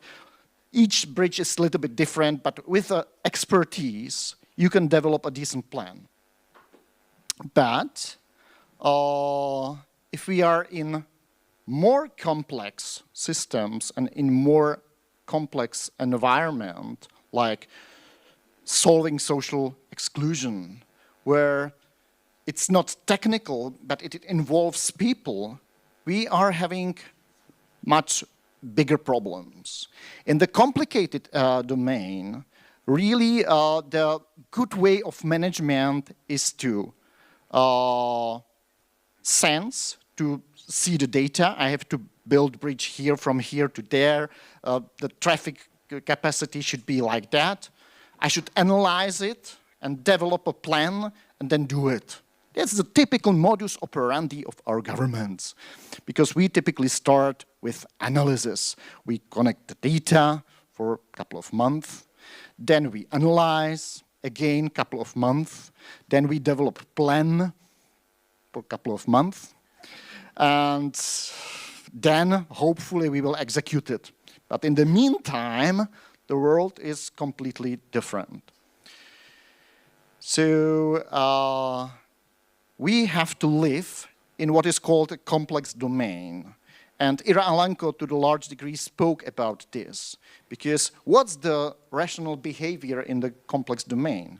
It's not starting with sensing data, but it's starting with doing something. Because it's ever-changing, so the good solution to live in the complex environment is to do experimentation. To start a probe, do something, see the response. If it's positive, do more of that. If it's negative, forget it and try a different probe, and then respond to that crisis. So it's constant learning cycle that's based on the experimentation, because typically you cannot plan a sequence of steps, but you can decide what is a meaningful step number 2 after you try step number 1. And that we typically fail to do. So that's the idea of experimentation, which is the only meaningful managerial response to a complex environment. So it's one assumption we should change, that the world is not stable and predictable. Second assumption I believe we should change is actually the purpose of the public service. Because very often when we think about the purpose, it's that we, in our nice ivory towers of the ministries, we know what the society needs, right? We put it into our policies and into our strategies. We set the measures of the well-being of our citizens because we deliver our policy to our citizens. Jocelyn Bourgon says this is the approach, we deliver policy to you. But does it matter to individual citizens? Are we able to address the very different and variable complex needs of each individual in the society? Or are we doing that just from the perspective of our silo that is typically quite irrelevant to the needs of the citizens? So we should really understand the diversity of the needs of the citizens, because the development, human development, should be judged only from the perspective of the individual. And how to do it? You simply have to start doing policy with them, doing policy together, not to deliver them public services, but to co-produce the public service together with the clients. Because those are the results we need, not just any governmental indicators. Because sometimes when we see how public organizations and art agencies are managed, it's very often managed in the way that would be very, very familiar to Henry Ford. It's factory. Factories were quite successful innovation a couple of decades ago in order to deliver products. But typically what governments provide are services, not products. And there is distinction between management, industrial production, and management of services, public services. Because services have much higher variability than products, because each service is co-produced in the moment of the production, in an interaction between the person who is supporting someone else and the person who needs our support, which means each service is unique and should be designed in that way. So it means there is quite high demand to the managerial system to actually deal with that complexity. But we, in our governments tend to think that the way that we will have like functional specialization, as in Henry Ford's factory, in the end we will deliver wonderful black Model T, equivalent to the support to citizens that we will deliver to everybody shoes number 7. Because it's standard, everybody is treated in the same way. Would you be happy with the shoes number 7? I would be, yeah, I have shoes number 7. But who else? Yeah? Problem, okay. So the shoes should be some kind of made to measure. So the services should be bespoke, tailor-made. That's sometimes also the cheapest way how to deliver things, because if you will deliver just shoes number 7, something will fire back, trust me. To that, to understanding that we are delivering services and not products, is linked the assumption how we are organizing our organizations. That typically, and very rarely you see something else, we see it's a hierarchy. Hierarchy is not bad, it depends on the context. Hierarchies, also called bureaucracies, are great if they work in a stable and predictable environment. But in a complex world, self-steering organizations that are learning organizations are much more effective. Because in hierarchies that are very complex organizations, I don't know if you ever worked for the ministry, I did. It was really a maze for me, and it took me 1 year to actually understand what the ministry is doing.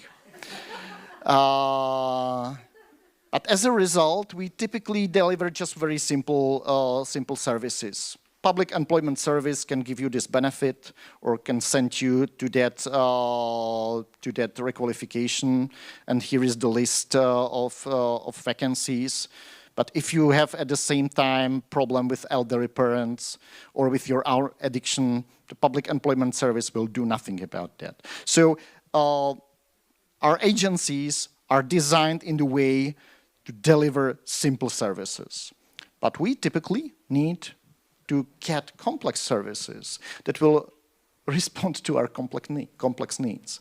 And here, self-steering organizations, where you abandon functional specialization, that people can do what is meaningful, not what they are allowed to do, typically work much better. And also, in a self-steering learning organization, you can embed much better the experimentation. And these organizations are capable of double-loop learning that is really important to actually evolve and to innovate in the VUCA world, in the world that is volatile, uncertain, complex, and ambiguous.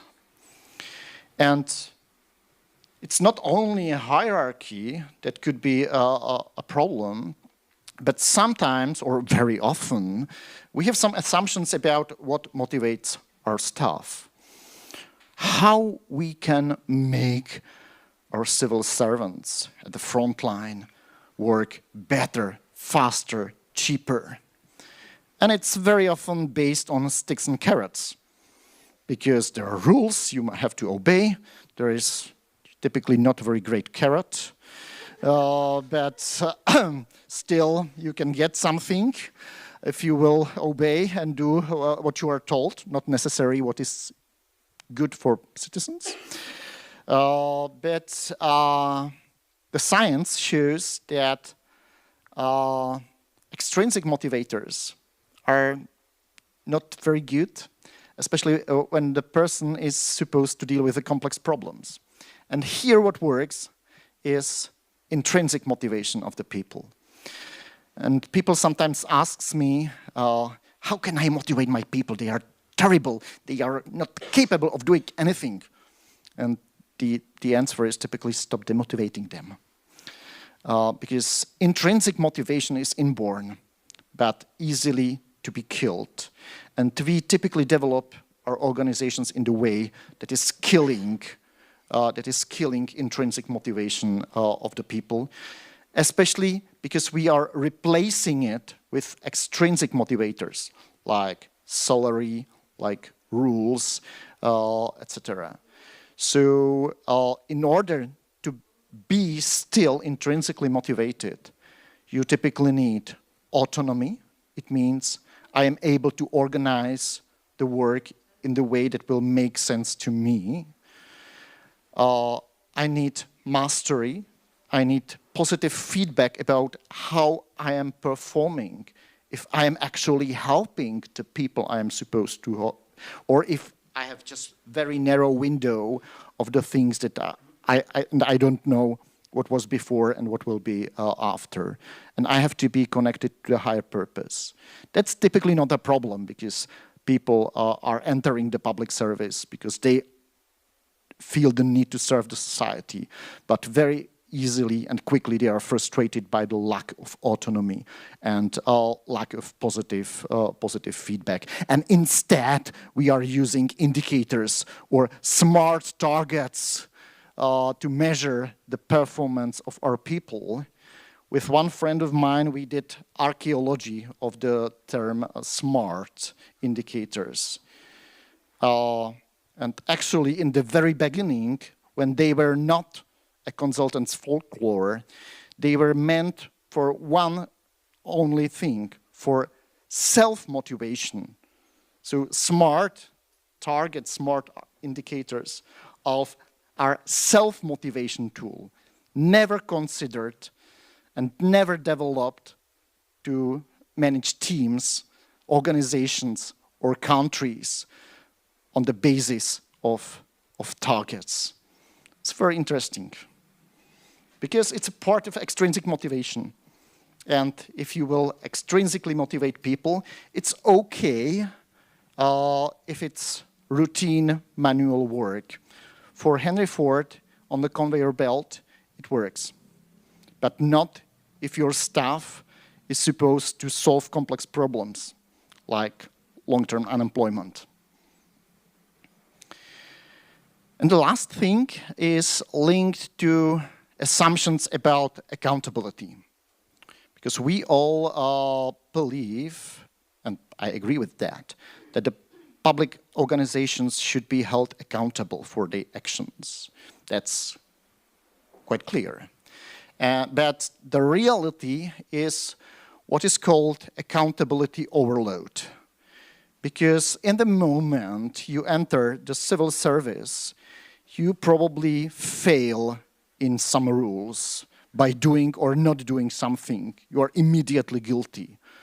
And if you think that you are doing everything perfectly, you are just not aware about some obscure rules that you are supposed to obey. Historically, we have the tendency to separate different tiny dimensions of accountability, like we have a gender policy, so there will be some accountant who will hold you accountable for your gender policy in the ministry. And there are many different dimensions, typically not speaking to each other. So no one is able to integrate all the accountability aspects. Historically, there were three main domains for accountability. From the Weberian bureaucracy, it was to perform the public service in an honest and fair way, to prevent abuse of power, to treat all citizens transparently and fair, to deliver the public service in the proper procedures. It's still valid. We would like to have public service like that. With the rise of new public management, the stress on lean and purposeful came into the play because the Weberian bureaucracy was seen as something slightly expensive and not that efficient. So let cut the budget, make clear targets, and manage to avoid any slack. 3 E's. Have you heard about 3 E's?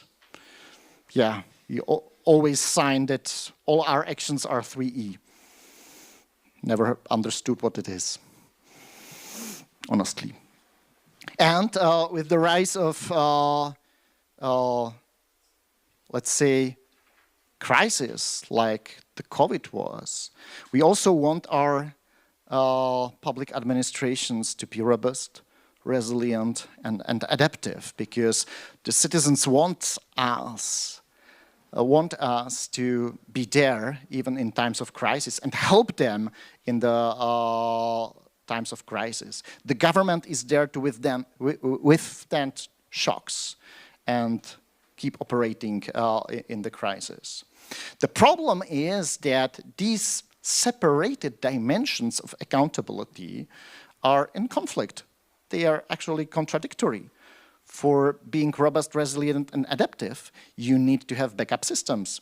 Backup systems are usually expensive, etc. So the problem is that when you push too hard in one dimension, the problems will be there. So the problem of the public sector these days is, in my understanding, not lack of accountability, but too many scattered accountability relations to different topics.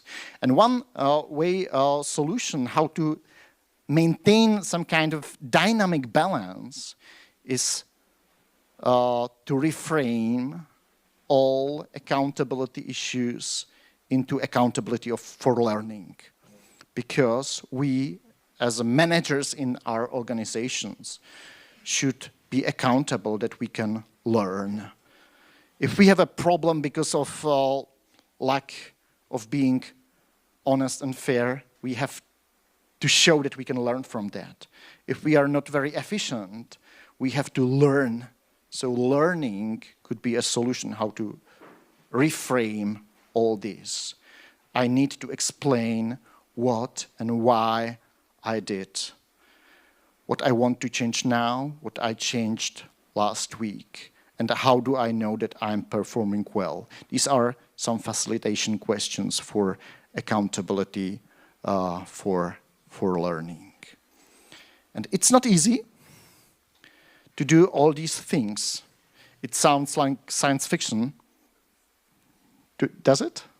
But it's actually not true, because the future is already here, as is one of the subtitles of the conference today.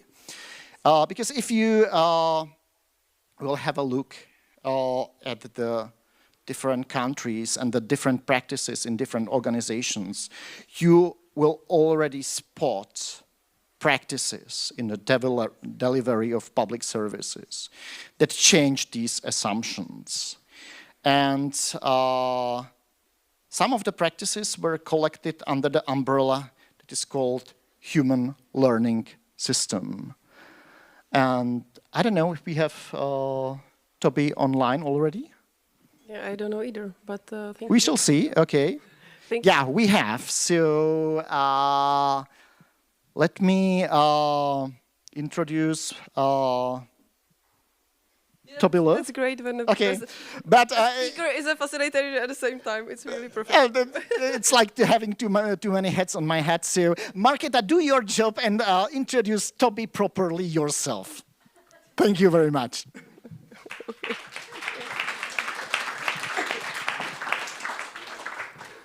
Hello, Toby. Hello. So, that's great that you managed to skip into our hybrid event. You still have like 45 minutes, including questions. Actually, I was wondering how many questions would your presentation provoke. There are only 2. I was surprised because I hope that you provoke many more questions, so don't be shy. We'll have time for that. We will answer together with Toby. Yeah. There are already some quite nice questions. I'm looking forward to your answers. Anyway, Toby Lowe, visiting professor at public management of the Center of the Public Impact, is going to have a presentation where he will more develop on the complexity and accountability for learning and showing also some examples. I want to stress that Toby is a professor and academic, but he also has some experience from the ground, and I believe Toby wants to see his work being practical. So hope you will have time to finish with your 2 great examples at the end of your presentation. And but because I know that you can speak very quickly, I'm sure you will do it. Hope our translators will manage, and we will manage with our English as well. So over to you, Toby. Thank you very much, Marketa. Can you hear me properly? Yes. Superb. Good morning, folks. Thank you for inviting me to speak with you today. So I am a visiting professor at the Centre for Public Impact. We are a global foundation interested in helping to reimagine the future of government. And the work that I do there is working with different public service organisations around the world to help explore exactly the kind of alternative ways of doing things that Vladimír was talking about. So just I kind of wanted to pick up a bit from where Vladimír left off. And what I heard was a kind of framing that we want public service to help achieve outcomes in complex environments. And in order to do that, it needs to be organized to prioritize continuous learning. So if that's the challenge that we set ourselves, how might we do that? And so what I'm going to cover today is essentially this question: how can public service help people to create real outcomes in their lives? How should it be managed? And to dig into that, we're going to look into the questions of how an outcome is made, the way that performance management kills learning. We're going to look at this idea of how to do learning as a management strategy, and I'm going to give you some examples from Plymouth and from Finland. So, the key message, I think, from this whole presentation, and this is a kind of, again, echoing Vladimir's before, if we want to achieve real outcomes, we need to do public management very differently. Because if we continue to use the new public management approach of kind of markets, managers, and metrics, it will continue to get in the way of public service being able to learn and adapt to complex environments. So I'm going to start with the perspective that what's the purpose of public service? We think the purpose of public service is to help people create good outcomes in their lives. Or maybe we can put that even more simply, that public service exists to support human freedom and flourishing. That's the whole point of public service. So I want to pick up Vladimir's question about kind of the importance of continuous learning. And so we want to dig into very quickly this question of how does performance management impact on the ability to learn? What is the relationship between performance management and learning? So this is how a results-based management approach would normally view how outcomes are created. It's a linear process, begins with input resources, does a program process, which leads to outputs and then short-term outcomes and long-term outcomes. I'm sure you'll be very familiar with this kind of program logic model. And the idea is then you create an evidence basis for each of those steps and for the connections between each of those steps. And the idea, exactly as Vladimír was saying, you create indicators at each stage so that you know if you're hitting the indicator, you're achieving your desired program implementation model. And so the learning in that is that it's a performance management process, that you measure performance against each of those indicators in a local context. And depending on whether those indicators are being hit or not, you course correct. You do a more of this or less of that. You fire those people and hire these people instead. Right? So, but how does that approach to performance management impact on our ability to learn? What's our evidence around it? Because there is a lot of research evidence around this. Firstly, that approach to performance management slows learning down, rendering the learning ineffective. So this is from a paper in 2014. So we are no longer certain we can adequately define the measures and targets in a volatile environment to assess managers without constraining the speed of decision-making and action that we now need to be successful.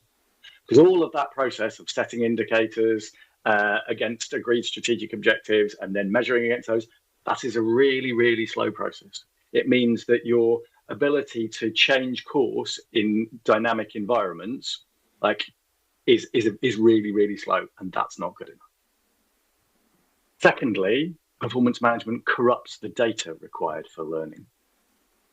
This is the classic paper on the effect of performance management on learning from 1979. It says, the more any quantitative social indicator, so a number, is used for social decision-making, the more subject it will be to corruption pressures, and the more apt it will be to distort and corrupt the social processes it is intended to monitor. So when you use performance targets to monitor a system, they corrupt the system. Right? We have known this since 1979. And again, this is backed up by further research evidence, so a systematic review. So if you're into your hierarchy of research evidence, this is the highest form of research evidence that there is. A systematic review of research into the effects of target-based performance management systems found that over 80% of studies find evidence of gaming, that is, people deliberately manipulating data to make it look good. And 74% of those studies find evidence of people deliberately lying. So if you create a target-based performance management system, you cannot trust the data that is within it. That's what the research evidence says. So, and if you can't trust the data in your performance management system, how can you possibly learn from it? Simple, really, really, really, really clear. So, other aspect of this, let's look at how an outcome is created. Because if we want public service to create good outcomes in the world, if we want public service to support human flourishing, then the answer to this question becomes really important. So this is our best representation of how an outcome is created. This is a systems map of the outcome of obesity. We asked public health officials in the UK to gather together and say, what are all the causes of obesity and what are all the relationships between all of those causes? So they identified 108 different factors that lead to the outcome of obesity or its absence. You can see those factors summed up into areas like early life experiences and how food production and supply works, and education and media and technology and the nature of work and the built environment. And down here in the bottom right-hand corner, healthcare and treatment options. So what we see from this diagram is that the outcome of obesity is the product of all of these different factors, all operating interdependently. So they all operate on each other. So that's our big picture of how an outcome is created, these hundreds of interdependent factors. What does that look like in a person's life? Because that's how it works at population level. How is each person's life a unique complex system that creates outcomes?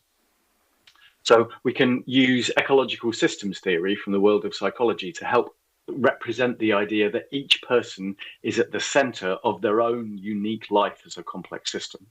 So at the center of this system is that person. Then there is a microsystem around that person, their family, their peers, the people they work alongside. And then there is another layer of system that takes in board their kind of local amenities, their health resources, their local media, and then going out into the macro system, the kind of society as a whole, the culture, the dominant ideologies, the economic structure, blah, blah, blah. So we see from this the different layers of systems that exist around a person that help to create outcomes in their lives. And so this has really, really strong implications for how we do public management. So outcomes are not delivered by organizations or programs or pathways, right? So there isn't a single organization that can deliver an outcome when an outcome has all of these different contributing factors, right? So if your mindset is that outcomes can be delivered by organizations, you will go wrong from the start, because you will manage in ways that prevent those outcomes from happening. So if we want to achieve outcomes in the world, management needs to move away from this delivery mindset. And instead, management needs to enable these layers of complex systems to learn and respond to each person's unique life as a complex system. What we need to do, we have created this kind of management fantasy, this little box where we pretend that if we do program A robustly enough and consistently enough, it will lead to outcome B. But it's just a lie. It's not true. It is a management fantasy designed to make the process of management easier. What we need to do, as this little person is doing, open the door to the complex reality of how the world actually works. So this is what we've been trying to do with the kind of human learning systems approach.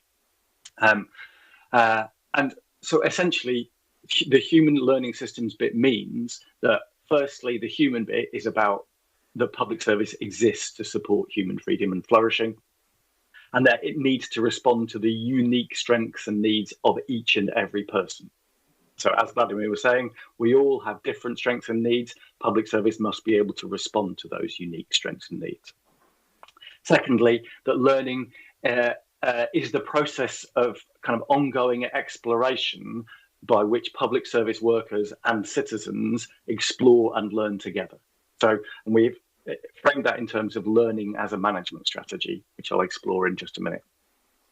And then finally, the systems bit, that real outcomes are created by whole systems. So all the relationships and factors in someone's life come together to create an outcome, and that positive outcomes are made by healthy systems. So systems in which all the actors involved can collaborate and learn together. So if that's what we're trying to do, what does that look like when put into practice? So this is this idea of learning as a management strategy that we've developed. And so learning as a management strategy starts at the layer of the system scale of a public-facing worker and a person that they're serving in the world. And the learning as a management strategy starts by framing the job of that public-facing worker in this way. Their first job is to understand the system of the person that they are speaking with. Then they work with that person to co-design experiments to change how that system works. They do those experiments, and then on the basis of what they learn, they make changes in that person's life as a system. So let us say that I am a public-facing worker, and it is my job to help you as a person who is experiencing chronic pain in your life. So pain that's been going on for a really long period of time. So first, I would try and understand your life as a system is producing the outcome of chronic pain. So I might ask you questions like, do you experience the pain more in the morning or the evening? Do you experience it at work or at home? Do you experience it when you make this action or this action? Do you experience it when you eat these foods or these foods? Together, we build up a picture of your life as a complex system that is producing the outcome of chronic pain. Then when we have enough of an understanding of that, we together would design experiments to see whether we can get your life as a system to produce a different outcome. So we might say, what happens if we fit this enabling equipment in your house? What happens if we try this physiotherapy technique on you? What happens if you join this walking group? What happens if you join this particular diet? All of these are experiments that we can run. And from what we learn from those experiments, we embed change in your life as behavioral change and structural change. And it is by this means that public service can produce a unique response for each and every person, because it starts by a process of relationship building where we learn the detail of each and every person's life. And then we create experiments together with that person to see how their life might be different. So this is how we get bespoke public service for each and every person. And then this idea of learning as a management strategy applies at all the different system scales. So before we saw the different system scales that are around a person to create outcomes in the world. So again, let's think about all the different layers of systems, and what we've seen. So we've seen that the person's life is a system. Teams are systems, organizations are systems, places are systems, and whole countries and regions are systems. And what we've seen is that at each of these different system scales, the same type of learning cycle is created. So you can run a team using this learning cycle. You can run an organization using this learning cycle. You can run a place using this learning cycle. And what happens, we have seen, is that people connect up the different learning cycles across the different system scales. So if you're a team employing workers that are serving lots of people who are in chronic pain, you will have this person scale learning cycle, and you will be maybe having 50 different learning cycles for each different person that you're serving running at any one time. And those constant experimentations are one of the bits of learning that they're doing is giving you information as a team leader about how you need to organize your team differently. So the constant experimentation from the ground provides material for a learning cycle at the team scale. And so it might be forcing you to ask questions like, what are maximum caseloads for workers that enable them to run these learning cycles on the ground? What information systems do we need to share knowledge across the different learning cycles and the different experiments that are happening? What are the shared reflective practice spaces that we need to create in order to help workers think together about what all the meaning of all of the experiments are? And what staff capabilities do we need to recruit and train for in order to enable staff to do their learning cycles well? So this is the ground is providing the material, asking the questions for the learning cycles at the team scale. And at team scale, you can begin to design experiments which address each of these questions. So the on-the-ground learning cycles are creating constant challenges to business as usual for how the team runs. And the response to those challenges to business as usual from the team leaders and from other leaders in the organization is to say, brilliant, thank you. Now, those challenges that you're setting me, we will design experiments to address those challenges. And by designing experiments to address those challenges, we will create the kind of enabling environment that makes the work on the ground possible. And so when we see learning as a management strategy fully implemented, it creates this connected stack of learning cycles from the worker on the ground right up through to the minister. And at each of these system scales, the learning cycle is asking, what are we learning from the patterns of the learning cycles at the scale below, from those actually doing the work? So in summary, a human learning systems approach means taking outcomes seriously. And if we take outcomes seriously, it requires us to do public management differently. So it starts with the reality of how outcomes are made. Outcomes are made by complex systems. It means adopting learning as the management strategy. So as a manager and leader, your primary task is to create learning environments. And you can apply this strategy at all system scales: person, organization, place, country, and region.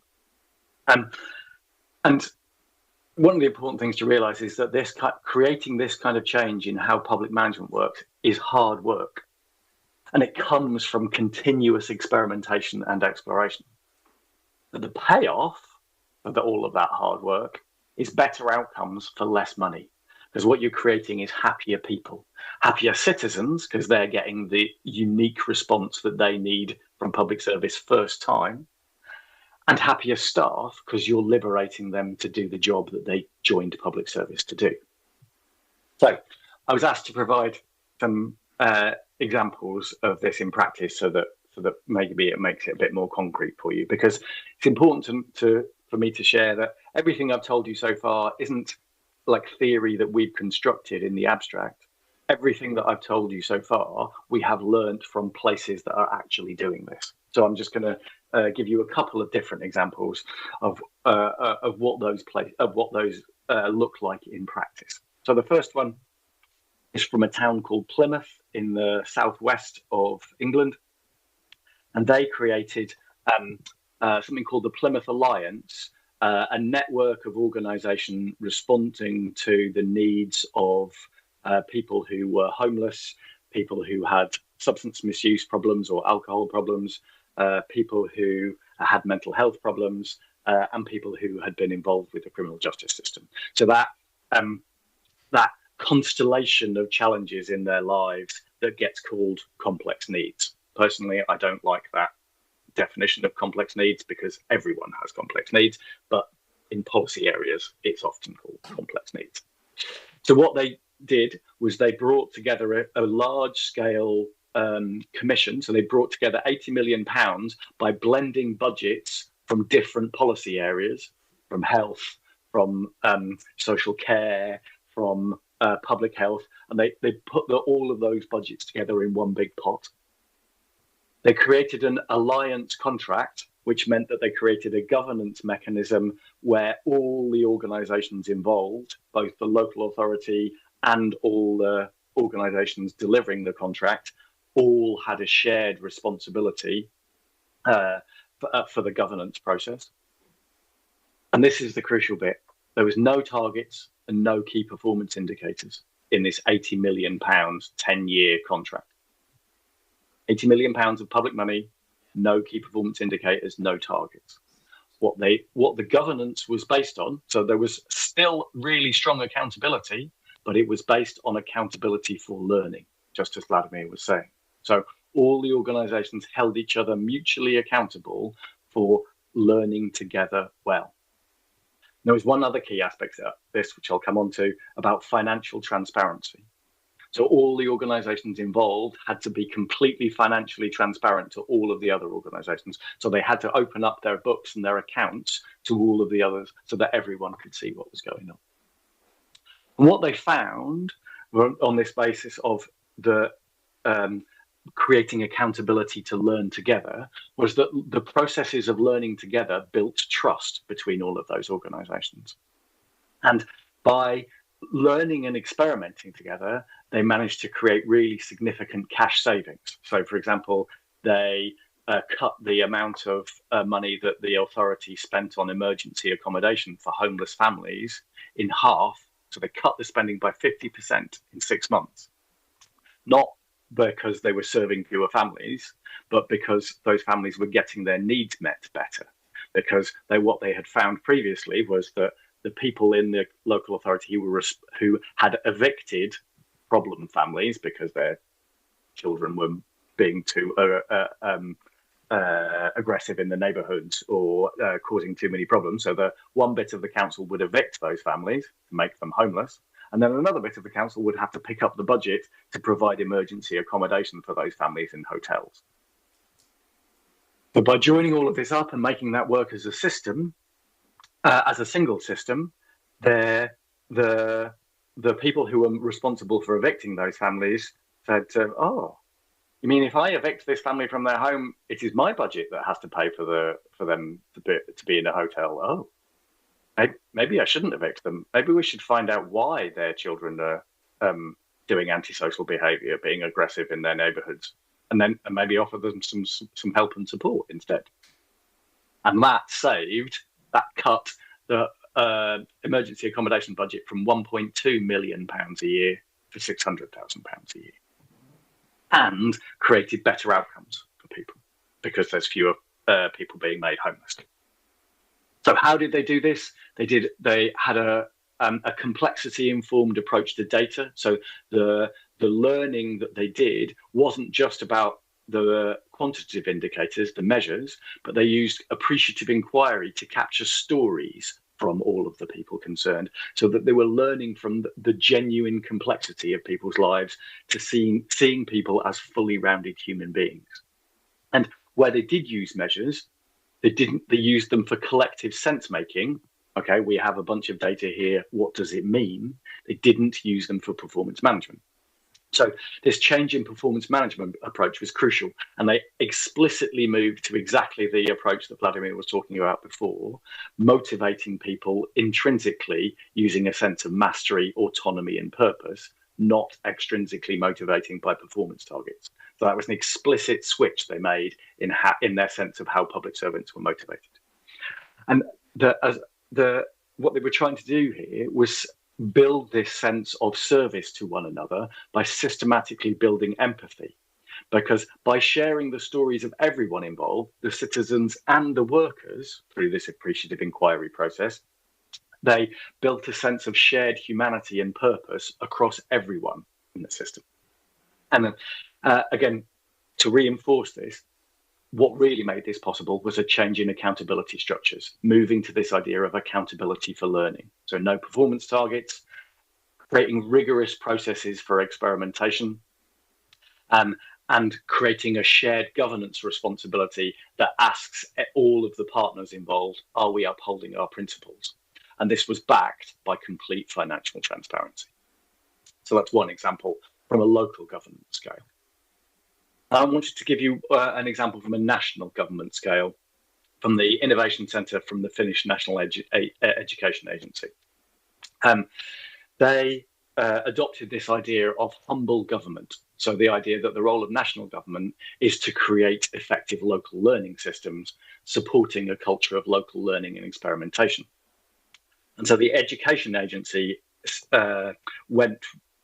adopted this idea by saying, we will play a learning partner role, not a controlling role to local places. So what they said is, our job as the national agency is to support actors to come together to create effective local learning systems. So we will train them in how to run experiments. We will convene opportunities for head teachers and child welfare officers and parents and a set of other people who hadn't necessarily met and talked at a local scale before to come together and explore problems around child welfare. And they also conducted national level experiments to address the challenges that they needed to do at their scale. Again, how did they do this? At a national level, taking on this learning partner role. So we will bring together local system actors. We will build their capacity to design and run experiments. So we will equip people with design skills, with data analysis skills, with sense-making skills. And again, crucially, they changed the accountability structures to move towards accountability for learning. So they replaced the performance management systems with what they called a multi-stakeholder dialogue. So to bring all of the actors at a national level together and have a conversation about how effective the different things were. And again, they created accountability for learning by developing these rigorous processes for experimentation. So they said, you can't just try something and call that an experiment retrospectively. If you're going to do an experiment, you have to do it like this. You have to decide what data you will collect. You have to plan who is going to make sense of it. And you have to make sure that you do those sense-making and data collection processes properly. And crucially, they kind of practice what they preach. So the national level wasn't just supporting the local level to do experiments, but they were experimenting with changing their own role. So they had a learning cycle at that national scale. So they did experiments with how they helped civil servants to change from an expert identity to where the point of the civil servant was to know all the answers. Unfortunately, that means when the civil servants took part in the local experiments, they would trample all over the experiments and kind of stop them from working. It's all right, I'm here from the ministry, I know the answer. Right. So, but they wanted to enable those people with education expertise to play a positive role in local experiments. Maybe I can share some learning from what they did over here. So, if you want to try this human learning systems approach, we produced a kind of a guide which we called a practical guide for the curious in partnership with the Scottish Government, with the Healthcare Improvement Scotland. And so you can download it for free from that particular link. And we'll ask the trade for that is that you can have this guide for free, but we really want to know what your experience of using it is like, because we want you to help improve it. So we'll ask you to give us feedback on it. And also, if you want help with exploring what a human learning systems approach might look like in your context, you can ask a bunch of my colleagues for help, and there's a link there that will take you to our page. And if you want more background reading on human learning systems, you can see it all at that website. Hopefully, that's to time and gives you something interesting to think about. Perfect. Thank you, Toby. I guess you and Vladimír deserve some applause here. Thank you.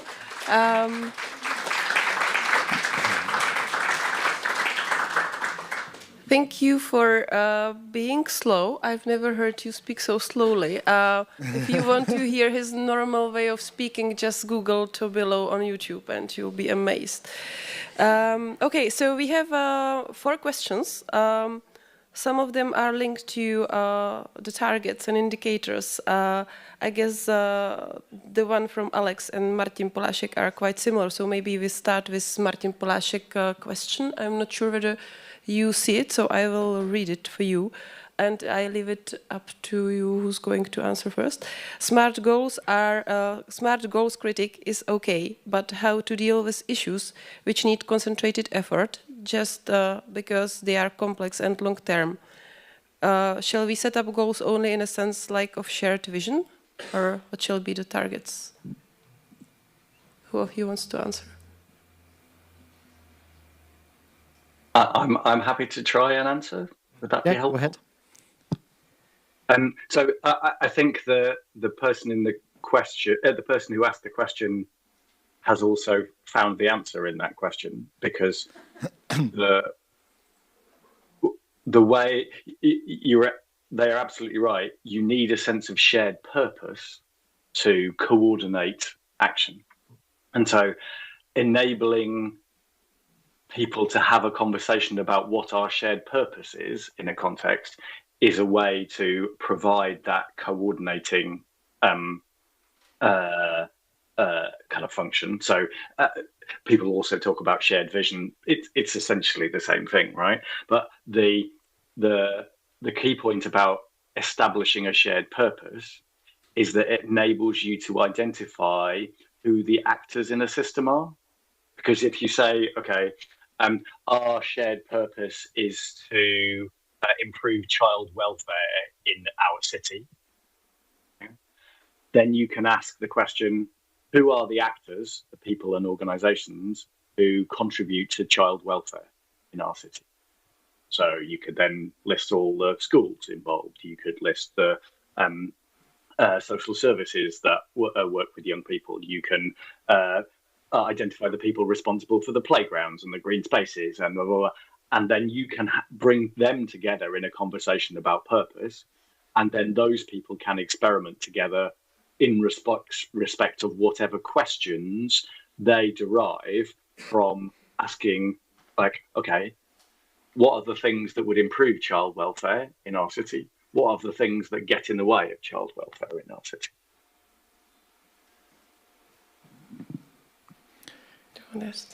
Yeah, I would say that the vision is definitely important.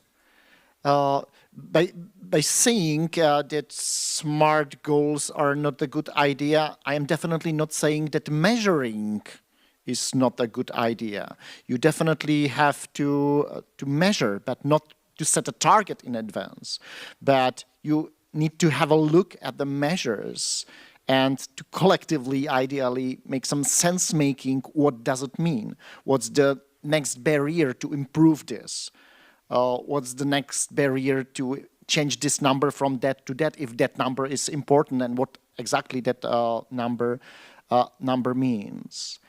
And the funny thing is that all these things are, in theory, known for quite a long time, because exactly this question reminded me about some theories from control systems, where they say there are at least 4 different meanings of control, or you should have 4 subsystems in your control system. One is what is called boundary control system, where the chief controller should be the auditor. It is about verifying if you are playing according to the rules. Then very often you have something what is called diagnostic control system. It is typically monitoring. And the problem is that these 2 are the things that we are typically obsessed, and we are not doing properly the remaining 2. which is what is called belief control system. And that is exactly the vision, that there should be a shared belief about the purpose of the system you are trying to control. It's about selling the mission to everybody that is important. And then what is also very often lacking is what is called interactive control system, where you bring different stakeholders together to actually do a sense making about what is coming from monitoring, from well prepared monitoring system. So yeah, so shared common sense, shared sense making, and the vision. Okay, thank you. Here's a question from Alex Reznikov on new public management. What drove the trends towards new public management paradigm, indicators, performance, and how can we overcome them? Some of the points were already discussed, but maybe you have something to add. Toby Lowe has a lot of video on that topic on YouTube, Alex, so you can watch it. Yeah, I mean, so if you're asking what drove, like, why did new public management kind of come into being and why did it become popular? So in some respects, it served a need because there was a perceived sense of inefficiency in public service. I would strongly emphasize the word perceived in that. It was, I would say the biggest part of the rise was because it was ideological. It's because essentially new public management is neoliberalism in public administration form. So it is no coincidence that new public management was adopted at the same time as the rise of neoliberalism in as a political ideology. So there was a kind of a very mutually supportive relationship between neoliberalism and new public management. That's what I would say. Okay, thank you, Toby. There's a very short question from Petra Sofia Haken, I guess to Vlaďa, maybe. How to deal with responsibility if the organization is not based on hierarchy? Who's responsible then? Well, if it's not hierarchy, yeah, then the responsibility is simply shared. You hold each other accountable towards the vision. Yeah, easy to say, right? More difficult to do, I have to say, from my experience. Well, the question was mainly because towards the public then, because when there is a problem, who is responsible then? Can you repeat the question, please? Okay, you can't repeat the question. Difficult. Okay. So who's responsible? Who's responsible towards the public if there's not like a hierarchy, like a ministry? Okay, that was the question. Once again, so Vlaďa. Toby wants to step in or not? So one of the interesting things I think is to combine kind of horizontal accountability of people holding each other to account with a downwards accountability for citizens. So one of the things that we are exploring is that combination of downwards and horizontal accountability. So, if example, you make a promise to, let's say, politicians make a promise to citizens to say, you will get the public service that you need when you need it. You can then set up an ombudsman mechanism, basically a citizen's kind of complaints charter to go, okay, if you didn't get the public service you needed when you needed it, speak to these people, raise a complaint. And that becomes part of the learning mechanism for the different public service involved. So it is like perfectly possible to build that kind of strong citizen accountability into these kind of learning approaches. Okay, thank you, Toby. The very last question from Matuš Sloboda. It's probably also linked to what we discussed in the morning. And a very important one. What new skills and competencies do officials need to be able to design interventions and test them experimentally? Where and how should they get these skills? So you have like 3 minutes to answer that. Very looking forward to it. I would say it's a lot of soft skills that no one is teaching us, because if you are promoted to be a head of unit, you will probably get some training into how to deal with the timesheets and how to work around things linked to salary. But a lot of soft skills, like to create psychological safety in your team, how to facilitate a meeting of many actors. These are how to empathize with many people. These are difficult things and important things, a lot of soft skills. So apparently Vláďa is making a publicity to his workshop in the afternoon on psychological safety. So you might still decide maybe to join him. It starts at 4. Toby? Thank you. So one of the trainings that is used by a range of the people in the examples that we have seen is they train all of the people involved in appreciative inquiry. So it is appreciative inquiry is essentially a narrative interviewing mechanism where whatever the question that the topic you want to ask about, you start by asking what would a good version of that look like. So so in Plymouth, when they were trying to improve people's experience of the parks and the seaside, they trained a bunch of people to do appreciative inquiry, and then they sent them out into the parks and like stopping people and saying, "Could you tell me what a good day in the park looks like for you?" And then they trained them in sense-making skills of all of that data they collected. So there are those type of research skills that absolutely you can train people in, and having those kind of skills makes a really significant difference to the way that people are able to learn together. Okay, if I may add, in Czech, appreciative inquiry is sometimes known as oceňující ptaní, and but by accident there exists a good Czech guide for anticipatory for appreciative inquiry, accidentally funded by the European Social Fund almost 10 years ago. So the wisdom is there. It is already somewhere. It's just grab it and use it. Okay, that was a bit mysterious ending to our workshop. We'll search for this guy and make it public. And thank you both for very interesting thoughts. Hope you enjoyed the second block. We'll now have really not even 15 minutes, because we really start at 11, please, for the third block. So enjoy the break.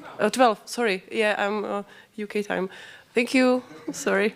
So and at 12 Prague time, we'll be back. See you, Toby. Thank you, Toby. Thanks a lot.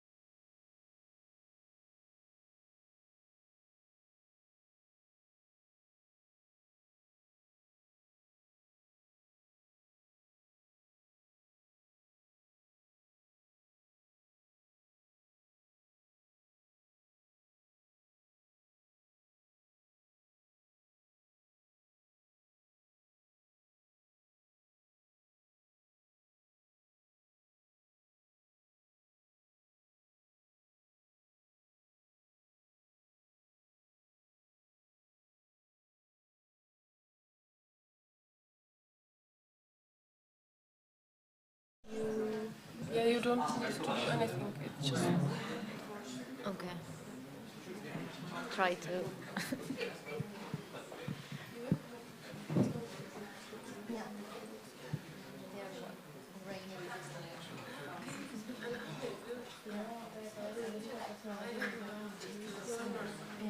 I had the summer, but then I saw these ones.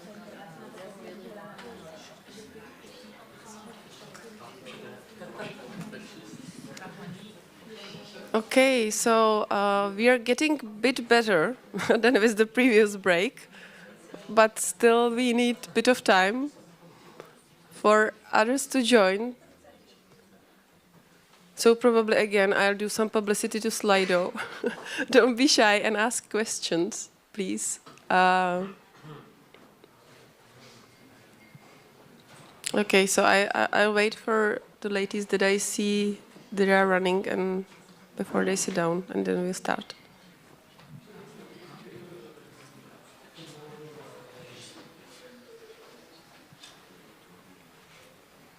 Okay, so I would like to welcome you back on the last block of the presentations from the morning conference. This time there won't be any online speaker, which is great. We have in person here our guest from Portugal, Sofia Carvalho. She's a UX and service designer at transformative design company called This Company. And Sofia is going to speak about something that probably will merge a lot of things that we listen to during the morning. She will speak about how to design public service that is that matches people's need. She will also show us practically how these foresight methods that we heard in the morning and might seem a bit abstract, how you can already work with them and include them into normal design process. So I hope it will be a nice final presentation of the morning, just to summarize everything. So, Sofia, floor is yours. And the questions and answers will be after your presentation. Thank you. Okay. Thank you for introducing me. So, as in the introduction, this is a case study. So this is a project that was already done in 2021, where most things were implemented, as you will see. And so it's a case study where we're gonna see how practically a lot of the things that we talked in the morning about the complexity, about unpredictability, actually work and how you can move around. So this was a project done in Portugal during 4 months. And it's called Designing and Envisioning a More Resilient Social System. So our client, so we are a consultancy, and among other things, we work a lot with public services. So when they reached out to us, their initial problem was how to work on resolutions at first contact. So whenever a citizen interacts with Segurança Social, that is the Portuguese social security, the first time that they ask for something or they need to do something, that thing is solved. And that was complicated because there are multiple service channels. So you have the phone, you have online users portal, you can go to the services, you can do a video call, and each one of these services might give you a different answer and might treat you differently. So this was our first problem, was how to increase the resolution at first contact. And this was simple enough, simple in the context of public service that, as we saw in the morning, needs to be worked as a system, and we need to work at the different layers. But throughout the project, we redefined the problem multiple times. So what you will see in this presentation is how we went from this first request, increased the number of resolutions at first contact, to where we ended, that is how do we design and how do we envision a more resilient social system. So the presentation is also organized in this way. So the first part will be mostly about the case study and how we solved this, this problem. But since we redefined the problem throughout the project and start building a vision that was about resilience in future. Then we'll have the second part where we'll talk about how we used future scenarios and how we thought about the future to deliver this vision. So we'll go step by step. This seems like a lot, but in terms of process, what we used was a service innovation process where we start to naturally map and understand, so to go through the analysis and to do research, but research that was done in the field. So it was empathetic and it was contextual. And the people that worked in the organization at the different layers were also part of this research work. Then we start to think about what the solutions could be, so to forecast and ideate. So we had co-creation and ideation workshops. We created personas. We mapped our ideas into different impact scales. We model and evaluate. So we tested these prototypes in the field, first in controlled environments and then as pilots. And then in the end, we worked with the organization to drive organizational change so that we delivered a vision and that was transformative and would guide them for the future. So, but for now, let's go back to our initial problem that was resolution at first contact. And to illustrate that and to make you think about how can we increase that, I'm going to tell you a story. So we have a citizen called Salvador, and he was using under unemployment benefits, but is going to start a new job. So he needs to cancel that. So this is the journey that he goes through. So the first thing he does is that he tries to solve the problem by himself. So he goes online and he looks for information, but he cannot find the information on how to solve it by himself. He's a bit frustrated. But still, he goes to the service, he physically goes there and submits a request. And they tell him, oh, this will be solved. It's simple enough. Just go home and wait. He's happy. A few days later, he wants to know, he'll start his new job tomorrow. So he wants to know, let me see if everything is done. I don't want any problems. So he looks for the status online. So he cannot find it because there was no status online. But this is something that is being worked on. He then sends an email, because emails are simple and you get a quick reply. What he doesn't know is also because of COVID-19 and the fact that much more channels were open of email to simplify the process, now it can take up to months so that you get an email reply. So obviously he's quite mad. So he does what mad people do. They call the contact center and they get madder. So the people at the contact center cannot help them, not because they don't want it, but because they don't have access to his information, because his process needs to be treated by back office workers, and they are just front office workers. And then he goes back to the local services, screams a bit to the nice lady that is there, and the same problem happens, is that she's also a front office worker, so she doesn't have the access to his case. So what he does, he goes home frustrated, he probably fills in a complaint, probably fills in a new contact, and as you can see, instead of one contact and one resolution, we have 6. And with luck, when he finally gets a reply by letter at his home, he will not understand the language. So he will go back to one of these channels to clarify and make sure everything happens. A lot of you are laughing, so I assume this is quite, yeah. So moving on, in terms of what we did, is that quite naively, we started to map what were the problems. So we started to map the services, do service blueprints, really nice, and then to start to look at these actions and understanding, okay, why is this not solved at first contact, and how can we do it? It didn't work out, because as we understand more and more about the problem and the organization, we understood that a lot of things that were happening were related to behaviors and to culture and systems in practice for a long, long time. So we had to dive deep and understand what was blocking. So we went into the field, we drove a lot, we worked a lot in the car, which I do not recommend. And we like to say that what happens in the field stays in the field.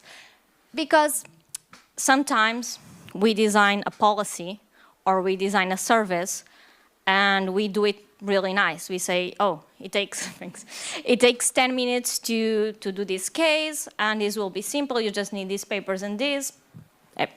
What happens is that a lot of times what is design and what is reality doesn't match.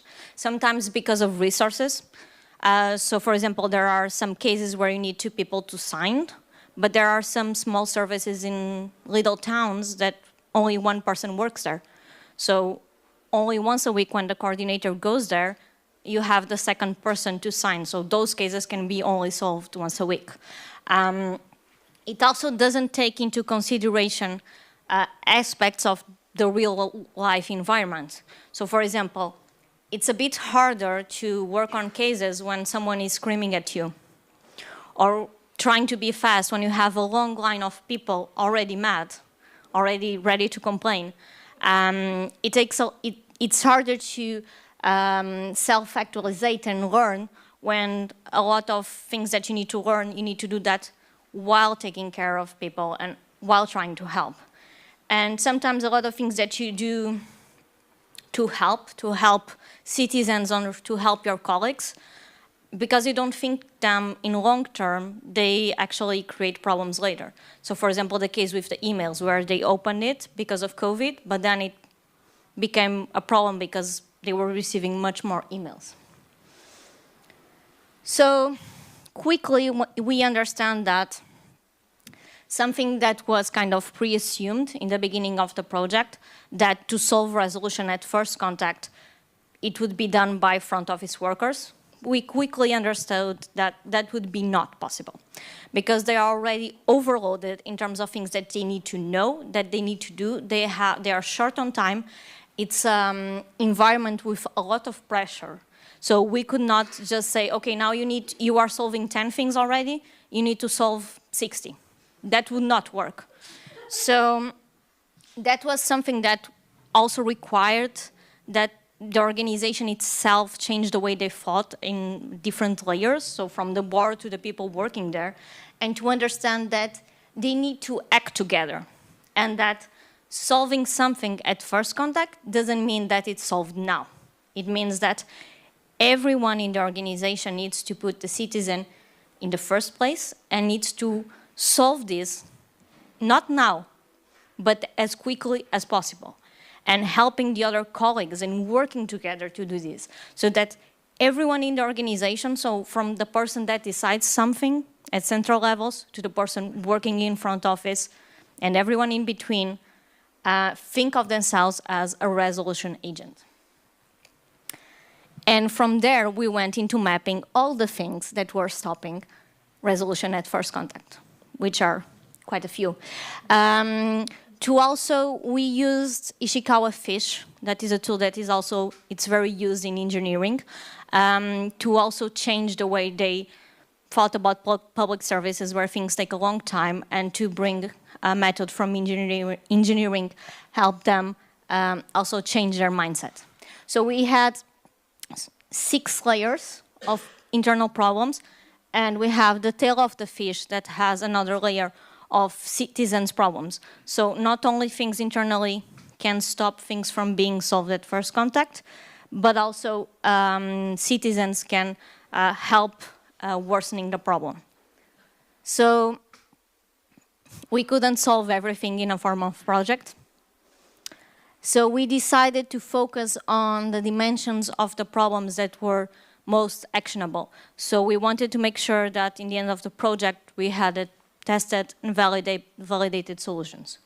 So we start taking things out. So we took out resources because they are dependent on allocation, economical, human resources, technological. And this is something that is very hard to activate. You need a long time of period to hire someone or to buy new computers, for example. We took out personal dimension. So we know that human beings are creatures of habit, and it's not easy to change personal beliefs and personal habits, especially in an organization where a lot of people have been working there for 40 years or more. So they worked here all their lives. And we took out systems. Although they are great fun to work on, we know that you need a great effort to update. Let me just.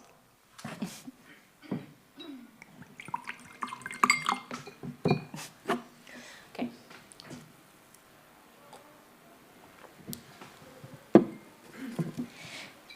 You need a great effort to update everything that is technological, everything that is part of the system, and you also dependent on economical resources. So I said, all of this, we need to do it, we need to think about it, but we will not try to solve it in this project. And then there were still quite a lot of things, so we added another layer. Something we understood through research is that sometimes you create something with good intentions, trying to help your colleague or trying to help the citizen, but then that problem comes back and makes everything harder. So a lot of people inside the organization were saying, we create half of the problems. So we decided to focus on these half of problems that were created inside. So now what? So at this point, it was a month, so the project would end. So we needed to start prioritizing ideas and working on prototypes. And we still had a lot of things. So we needed to create a strategy and a vision that would guide us. So we built a strategy that was rooted in the resilience of the own organization.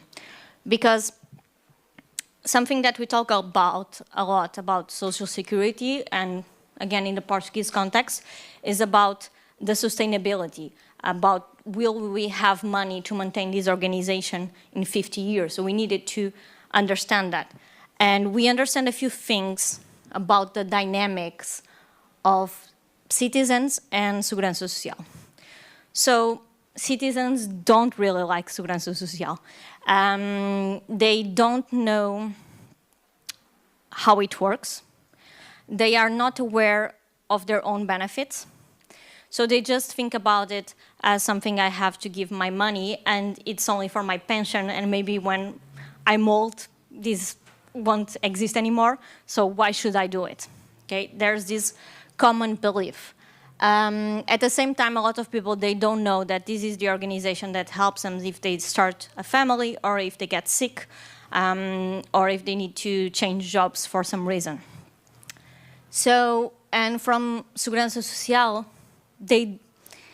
as we talk today, they are not really aware or fully aware of all citizens' complex needs and about how the world is changing so fast, and they need to stay updated. So we said, in the future, what we want to achieve is that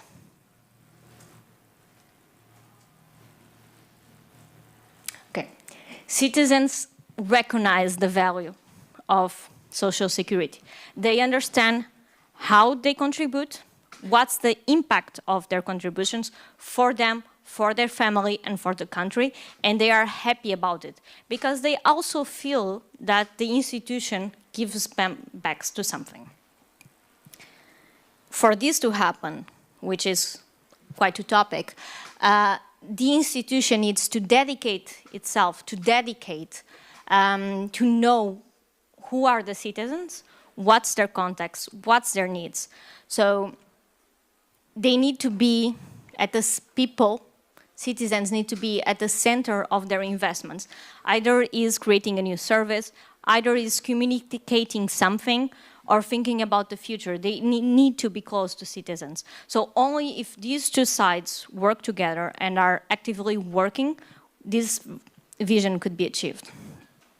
So to work towards our vision and in the scale of this project, we understood that our prototypes would need to come up with solutions that would cover these two sides and the intersection of them, and that we need to support citizens understanding their duties, rights, and what is Segurança Social value proposition.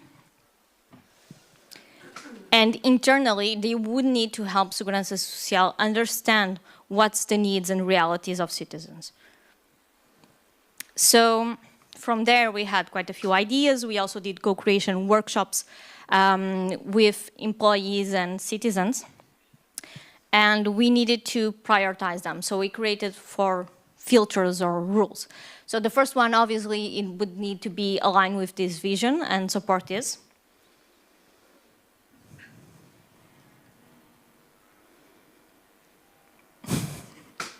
The second one is that it should be actionable. So it wouldn't matter to think about the best possible solution that would take 4 years to think about and then 7 to implement. We needed to do something that we could test, say this is working, and then that after the project ended, the institution could work on itself and could make it happen. We also thought about replication. So a lot of services or a lot of benefits work in similar way. So for example, let's say we tried something for benefit A, and this works, and then it can be easily replicated to benefit B, C, and D. So this is a way to create more impact. And then the last layer was to use tech as an enabler. We talk a lot about digital transformation, and it's very easy to think about creating something that is new and digital and shiny, but again, that can take a lot of time to implement, or in the end might not happen. So technology was not the goal. It would need to be an enabler to what we wanted to create. So first, starting with citizens, we created 2 solutions that worked on this layer. So if you remember Salvador's story, the first thing he did was to try to solve things on his own. That's what most people try to do. So we tried to work on that and making sure that people could find the information and solve things by themselves. And that would also make them understand this layer of duties, rights, and what they have to gain with their contributions. So one of the things that we did was a chatbot that will help independent workers. So there's 2 types of relationships. So when you are working for someone, you don't really think about social security. It comes out of your paycheck, you don't even see it, you just know, okay, someone contributed this. But when you are an independent worker, you need to be the one actively making calculations about how much you need to contribute. You need to be the one saying, oh, I made this month, so I will pay that, and you will be the one to pay. So this creates a lot of difficulties. People are really, really scared about making a mistake, and they are not really informed. But when we mapped what were the most common doubts, they were actually quite easy to map and organize. So then we created this chatbot where people could ask most common questions. How do I contribute? What happens if I make a mistake?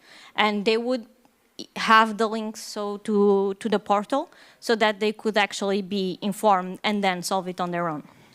Because a lot of the calls and requests, every month, the week before you need to contribute, there was a rise of calls asking how do you do this, and it was always the same questions. The second thing that we did was to create a visual guide for parenting. Because when you're starting a family, it's a happy moment, and it's one of the few happy moments in your life journey where you interact with Segurança Social. So you're not unemployed, no one died, you're not sick, you're happy. But you're also sleep deprived. So that makes a lot harder to understand the forms and the long PDFs that you need to understand. So we created this guide step by step where it would help you make counts and understand how much would you receive, what do you need to do. We would also connect you to the portal so that you could ask for these. And then it would just be a simple way of understanding it. And then for the internal side, we focused on easy to set up solutions. Again, we had 3 weeks to prototype and evaluate and iterate. That could be validating during the prototype phase, but that could bring significant impact to the organization. So one of them was a place to collect and share best practices. So I think it's sometimes easy to find things that don't work in public organizations, but there are a lot of things that work. And there are a lot of good ideas, a lot of good resources that people just start making because they needed to make something happen. And that knowledge is lost on that person, that team, or that local. So we created, we collected best practices from different points in the country so that people could say, hey, my team does do this and it works really well, so that other teams could start to implement these solutions as well. And then the last prototype, which is actually the prototype that directly responds to that first request, how can we solve things at first contact, is that, as you understood in the first story, when you request something, someone in front office will take care of your papers, and then they will be sent to the back office team who has a lot of things to solve, and then they will solve, and then they will respond back to the citizen. So this can take a long time. A lot of these cases were taking weeks to solve.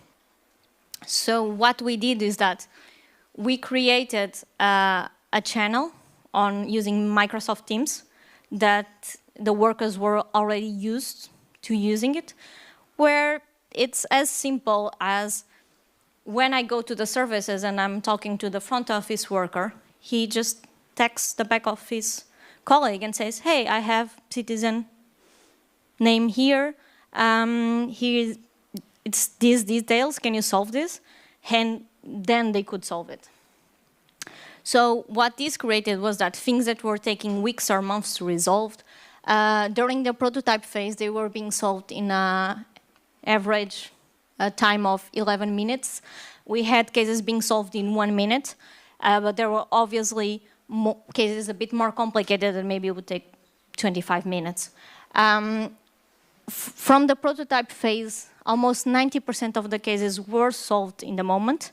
And if not, they would be solved at the end of the day, and someone would call then the citizen and say, okay, everything is solved, no worries. Obviously, there was a great level of satisfaction from citizens, but also internally. And that was something that was crucial. So even during the prototype phase, the workers were asking, can we add more actions? Can we do more? And they were so happy about things working so fast that they pushed for it to continue. So after 6 months, we started testing the prototype in a specific localization. At the end of the prototype phase, we already had 2 districts. And after 6 months, it was already implemented in 5 districts. And it's now being rolled out progressively as a national pilot. And it made a huge difference that it was the workers that were asking for it. And they were recommending to colleagues on other parts of the country and say, hey, this works, you need to test it. So after the project ended, there was no question about, should we keep this as a pilot? Let's think about it. No, everyone knew that they needed to keep this going. And from 13 actions that were in the beginning, after 6 months, there were already 55 actions being solved at first contact. So, as the client said, the fact that they engaged with the research and the co-creation, they understood the activities, they could find not only impactful insights, but this also created organizational change and the way that people fought at all levels changed after this project. So for them, it was an opportunity to look at the organization with fresh eyes. So the project should have ended here, but we wanted to do a bit more. And so that's what we did.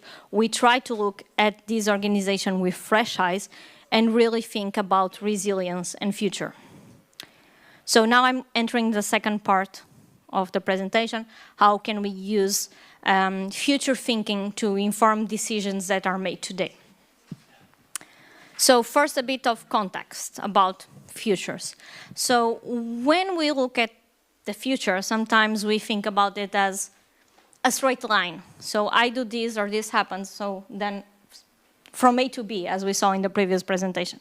But that's not exactly how it works. Thinking about the future means that you need to open and broaden so that you have different scopes and you can think about the different layers and things that can happen. Not only one scenario, but maybe 100 or 1,000 things can happen. So obviously the things in the center is what is most probably to happen. But between these and the extremes where less probable things can happen, there are a lot of possible outcomes. So we need to try to at least open our minds to what can come out of it. So that we can see all the possibilities, not only what seems predictable, not only what seems right in front of us, but also everything that can happen in between. And we can see what is hidden possibilities. So between these layers, there are also some things that are different. So for example, there are things that we really, really, really want to happen. They are really good. And there are things that we need to avoid or we rather avoid. So for example, in this context, we cannot control the future, but we can control how we react to forces and events and how we can move through them and how we can guide ourselves to what we want to see as possible and good futures. So for example, in the Portuguese context, if nothing is done in the next years to talk about population imbalance, to talk about the demand for more benefits, to talk about new ways of living and new ways of working, we could end in a bad place. We could end in a place where something undesirable happens and there's no social state. It lost all its credibility. The pension fund is extinct. This institution no longer exists. Everyone, millions live in poverty. So we absolutely know that we don't want this. And it's also good to know what we are trying to avoid. So in terms of crisis response, we can say that Segurança Social has been more and more active in the way they respond to crisis. And they have a lot on their plate. So over the last few years or decades, they've been dealing with economical crisis. They've been dealing with socio-demographic crisis. There's also things unexpected like COVID-19 or the refugee crisis. And still, they work more and more, and they are faster and faster. So for example, COVID benefits were set up in 2 and 3 days, which is really, really fast. So a lot of benefits were put into place to respond to people. But even that, the effort is seen as not enough. The more and more they do, people still feel like it's failing them, especially if there's a crisis or if there are cases that fall out of the norm and take more time to be analyzed.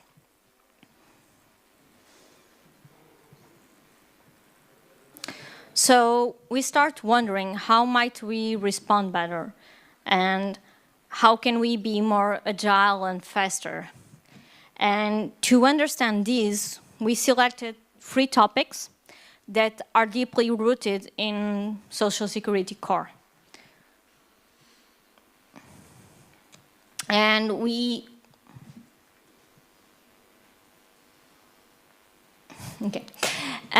So the first one was work, naturally, because in Portugal, social security was born out of workers' associations, which were fighting for their rights. So work is deeply enrooted in the way they work. There's also some history, because since it was founded around associations, we can see, for example, that independent workers still feel that they are more unprotected than people that are working for others. And this is something that it's an heritage left from its foundation and the way it was formed. Then family. So families were not protected when it was created, but soon after its creation, it started to expand not only to the workers, but to their families. And then the economic side, because especially in the last 20 or 30 years, Segurança Social in Portugal has been dealing with a lot of economic crises and social economic crises that they needed to be more and more active and try to reply to people's needs. So from there, we looked at this topic from different points of view. So we understood what it was, its historical heritage, because although we cannot look at the past to predict the future, we need to look at the past to understand what are cultural behaviors and ways of thinking, because sometimes a lot of things are hidden there. We looked at the relationship with social security, so for example, the way that things were being included over time, it still has an impact today. We looked at current context and events, so what's happening in terms of society. And we looked also at demographics evolution. And what we understand, that I also think is not new to this public, is that we are working with very complex systems and unique challenges. So that this institution needs to have a really big structure set in place so that can answer this. But as we also saw today, when you have a big structure, it can be harder and harder to be agile, because you need to move a lot of pieces and a lot of different people and a lot of different setups to do something. And as we saw, for example, with COVID-19, it was a very hard time, because you were trying to do 2 or 3 things at the same time. You were trying to contain the virus. You were trying to treat people that were affected by the virus, either in terms of health or, for example, by losing their jobs. And then you still have everything that you were already doing, and that's already complicated.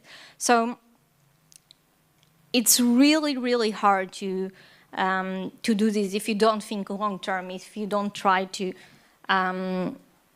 prepare ahead of time.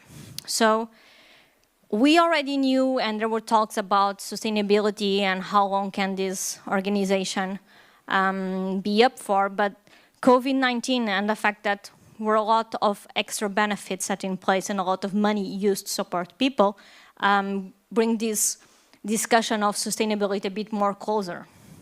Because as a lot of people were saying, this was a test to see if we survived. And they did, and they did well.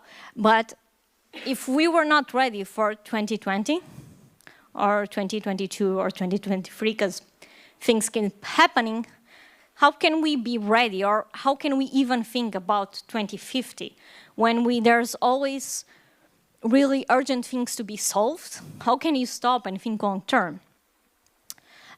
So how can you prepare for unexpected events? And what you need to do is that you need to, yes, the organization is working really well when there's a crisis and solving it, but you need to start going from react to prevent, so that you think long term.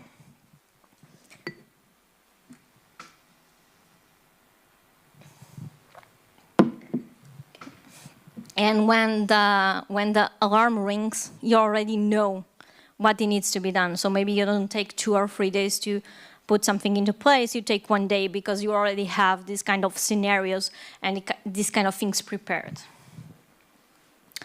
So we then looked at institution at fresh eyes and tried to take a look at the future. And we looked back at these 3 layers, and we added 2 more points to the analysis. So we looked at trends and case studies, and we looked at future scenarios to understand how the institution could be more resilient.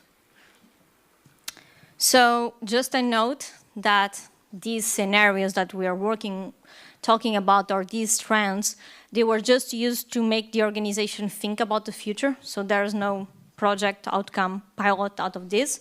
And that these are things that made sense in late 2021 for Portuguese context. Because this is also something that is very important when we talk about the futures, is that there are a lot of conversations globally going on, but you really need to look at this from what is your cultural perspective and what the reality of said country. So the first thing that we looked was we asked, what if citizens were in constant motion? So I don't know if you know this, but Portugal is quite a nice country. We have nice weather, nice food, nice wine. So there are a lot of people that are using this setup if they can work digitally or if they can work from everywhere. And they are moving to Portugal to work there. At the same time, there's the other reality. That is, a lot of Portuguese people went abroad to look for better conditions of work. And also, because of this and because of COVID, they now returned. So there's a lot of people working there, but working from another place. And this creates some tax difficulties. And it's very interesting when we think about digital nomads. There's this way that, they're just free people, they just move around. And it's very hard to tax them, and they don't care about the country they are in. But this is actually not true. And even if you are moving around from country to country, you still need to have a base country where you pay taxes, where you can take use of benefits. And a lot of time these people, for example, they are not contributing in the place where they are staying because they don't know that they can have benefits from it. And they still need structure, they still need support. So what we understand is that if we looked at this not as a problem, but as a possibility, we would open borders to new possibilities and to new sources of income. So the question that we had in the end was, how could Social Security take advantage of decentralized models of work and residence? And we don't have an answer for this, but we know that even if it's no man's land, they still need an integrated tax system. And because of COVID, there was an even higher boom. And just for example, in the United States, there was a rise of almost 4 million digital nomads. And they have an average of 5 countries per year. But this can also be an opportunity because they sometimes decide to stay longer in a country or to actually move there. So the second question that we asked, and again, this is just food for thought, was what if there were no households? So Social Security in Portugal, also due to cultural reasons, it's very rooted to the family context. And there is a layer that sometimes when you want the best for yourself and the best for your family, maybe you are not creating the best for the country or for society as a whole. So there's always this fight between how much this is good for me and how much this is good for the greater good.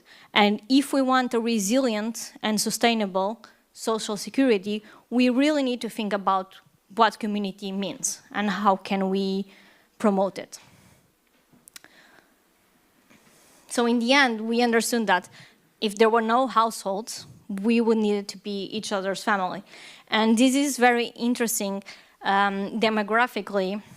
So we asked how might social security build a more universal system where everyone contributes to the system's prosperity. Because demographically, Portugal is also changing. So we have an aging population. We also have, on one side, more aged people living alone, but also young people still living with their parents. So this creates a lot of complexity where looking at people as a family is already creating some difficulties today.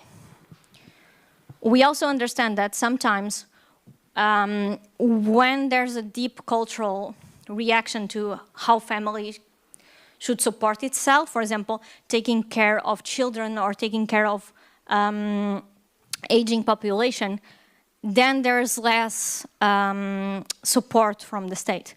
So we also, it was interesting to note that some countries that already have more individual families or a more individual context are actually prepared or more prepared to solve some things culturally. And then the last question that we ask regarding economic side is that what would happen if we couldn't track the assets of both individuals and companies?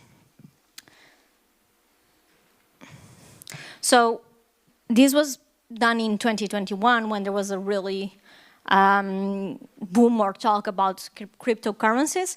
And there's always a worry about everything that is new. So you always worry that it can be used for the bad.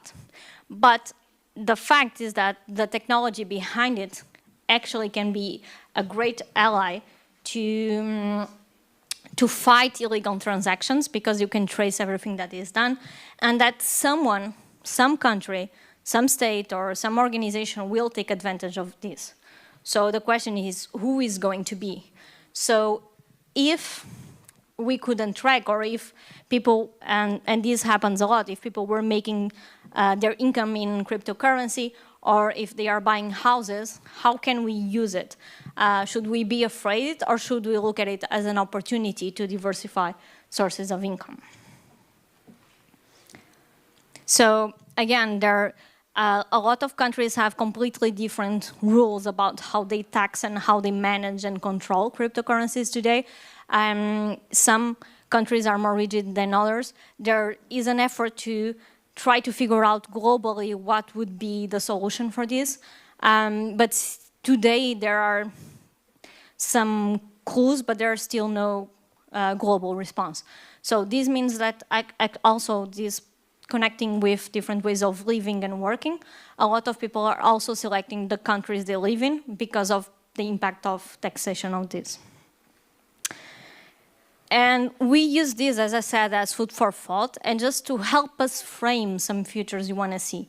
And these are things that are already happening today, and that we don't have answers or solution sets in place for them. So how can we actually have solutions for whatever comes next in 20 years that we have no idea? And it's really important to ask these questions and start from today and go step by step into the future so that they help us get there. And more than anything, we should always have a vision. So in this case, we want Social Security as an institution closer to citizens, which is sustainable. And for this, we have, for example, these 3 questions, and we could have 20 or 50 more. But having these questions will help us build into desirable future and making sure that every decision we make today has this layer of vision in the future. So this is very important. So this institution was always about resilience. Even if people sometimes don't see the benefit of it or don't see everything that encompasses their work, this is the institution that helps many people not to only survive, but also to thrive, and to make sure that people have access to housing, education, family support. So despite some fragilities, it's super important that this social system continues to grow and continues to allow many to thrive. So I think this was very important in the way that we did this project, that we started from a specific closed-up problem. And then we built together with the organization, step by step, what would be a vision for today and what would be a vision for the future. And the fact that we did this gradually with the institution helped making sure that, for example, with that prototype, people kept pushing for things to happen and for things to change. So this is something I can recommend is just think about today, but also think long term and try to involve the different stakeholders in the solutions, because that's the only way that you can build these desirable futures that everyone wants and that's better for everyone. And that's the end of it. Thank you for listening.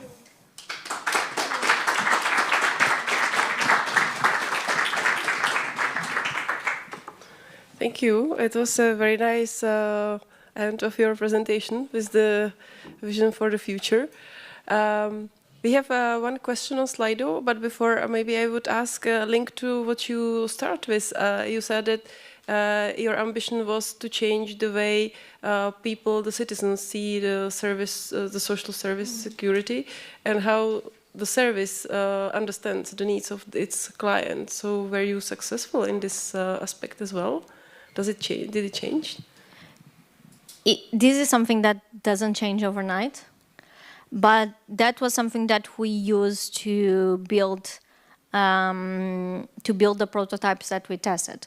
And at least one, even if 3 out of 4 were implemented, the one that would solve things at first contact was really successful, and it was rapidly implemented, or is still being implemented to the whole country. So I think that answers to the first, because internally they really understood that that was something that citizens needed. And that made the bridge between, okay, we need to implement because it's something that is really needed. On the citizen side, we haven't measured it. There were some, when you finish up using the chatbot, you leave some, you say that you like the interaction and that it solved your case, but I don't have numbers here. But both prototypes were created to have in mind that people would really understand what were their benefits, and then also how they could act on it. Okay, thank you. Maybe a link to that question and something which is connected to what Matuš asked on Slido. You said that they understood what matters to the clients, that it's important. So my question would be, how did you manage so that the officials really did understand what is important for clients? And Matuš's question was about how you make public officials innovate, what makes them to change the status quo so that they want to change the things, how they used to work. What's the miracle behind?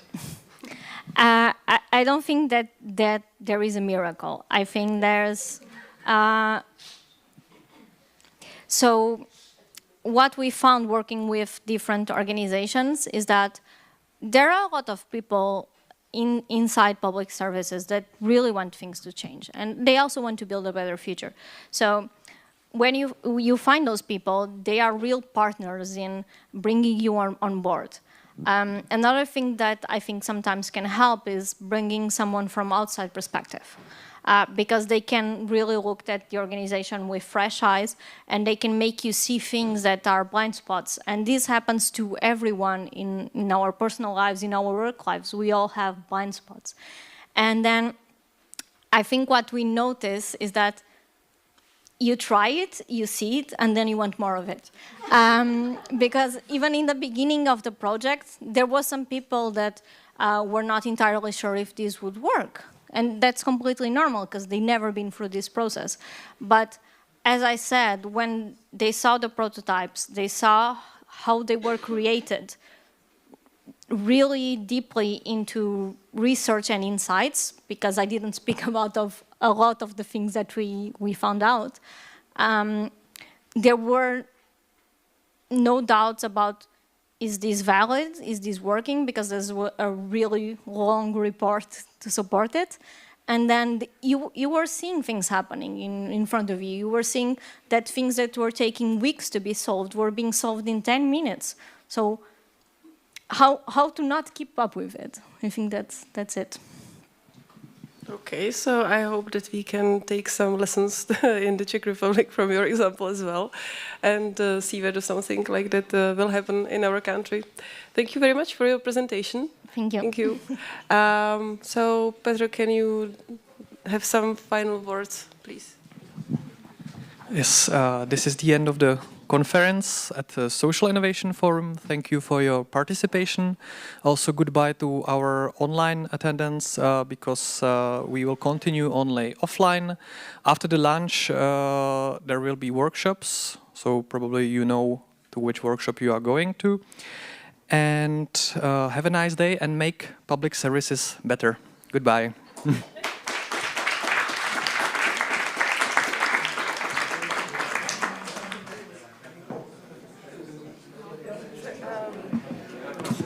So hopefully we're not on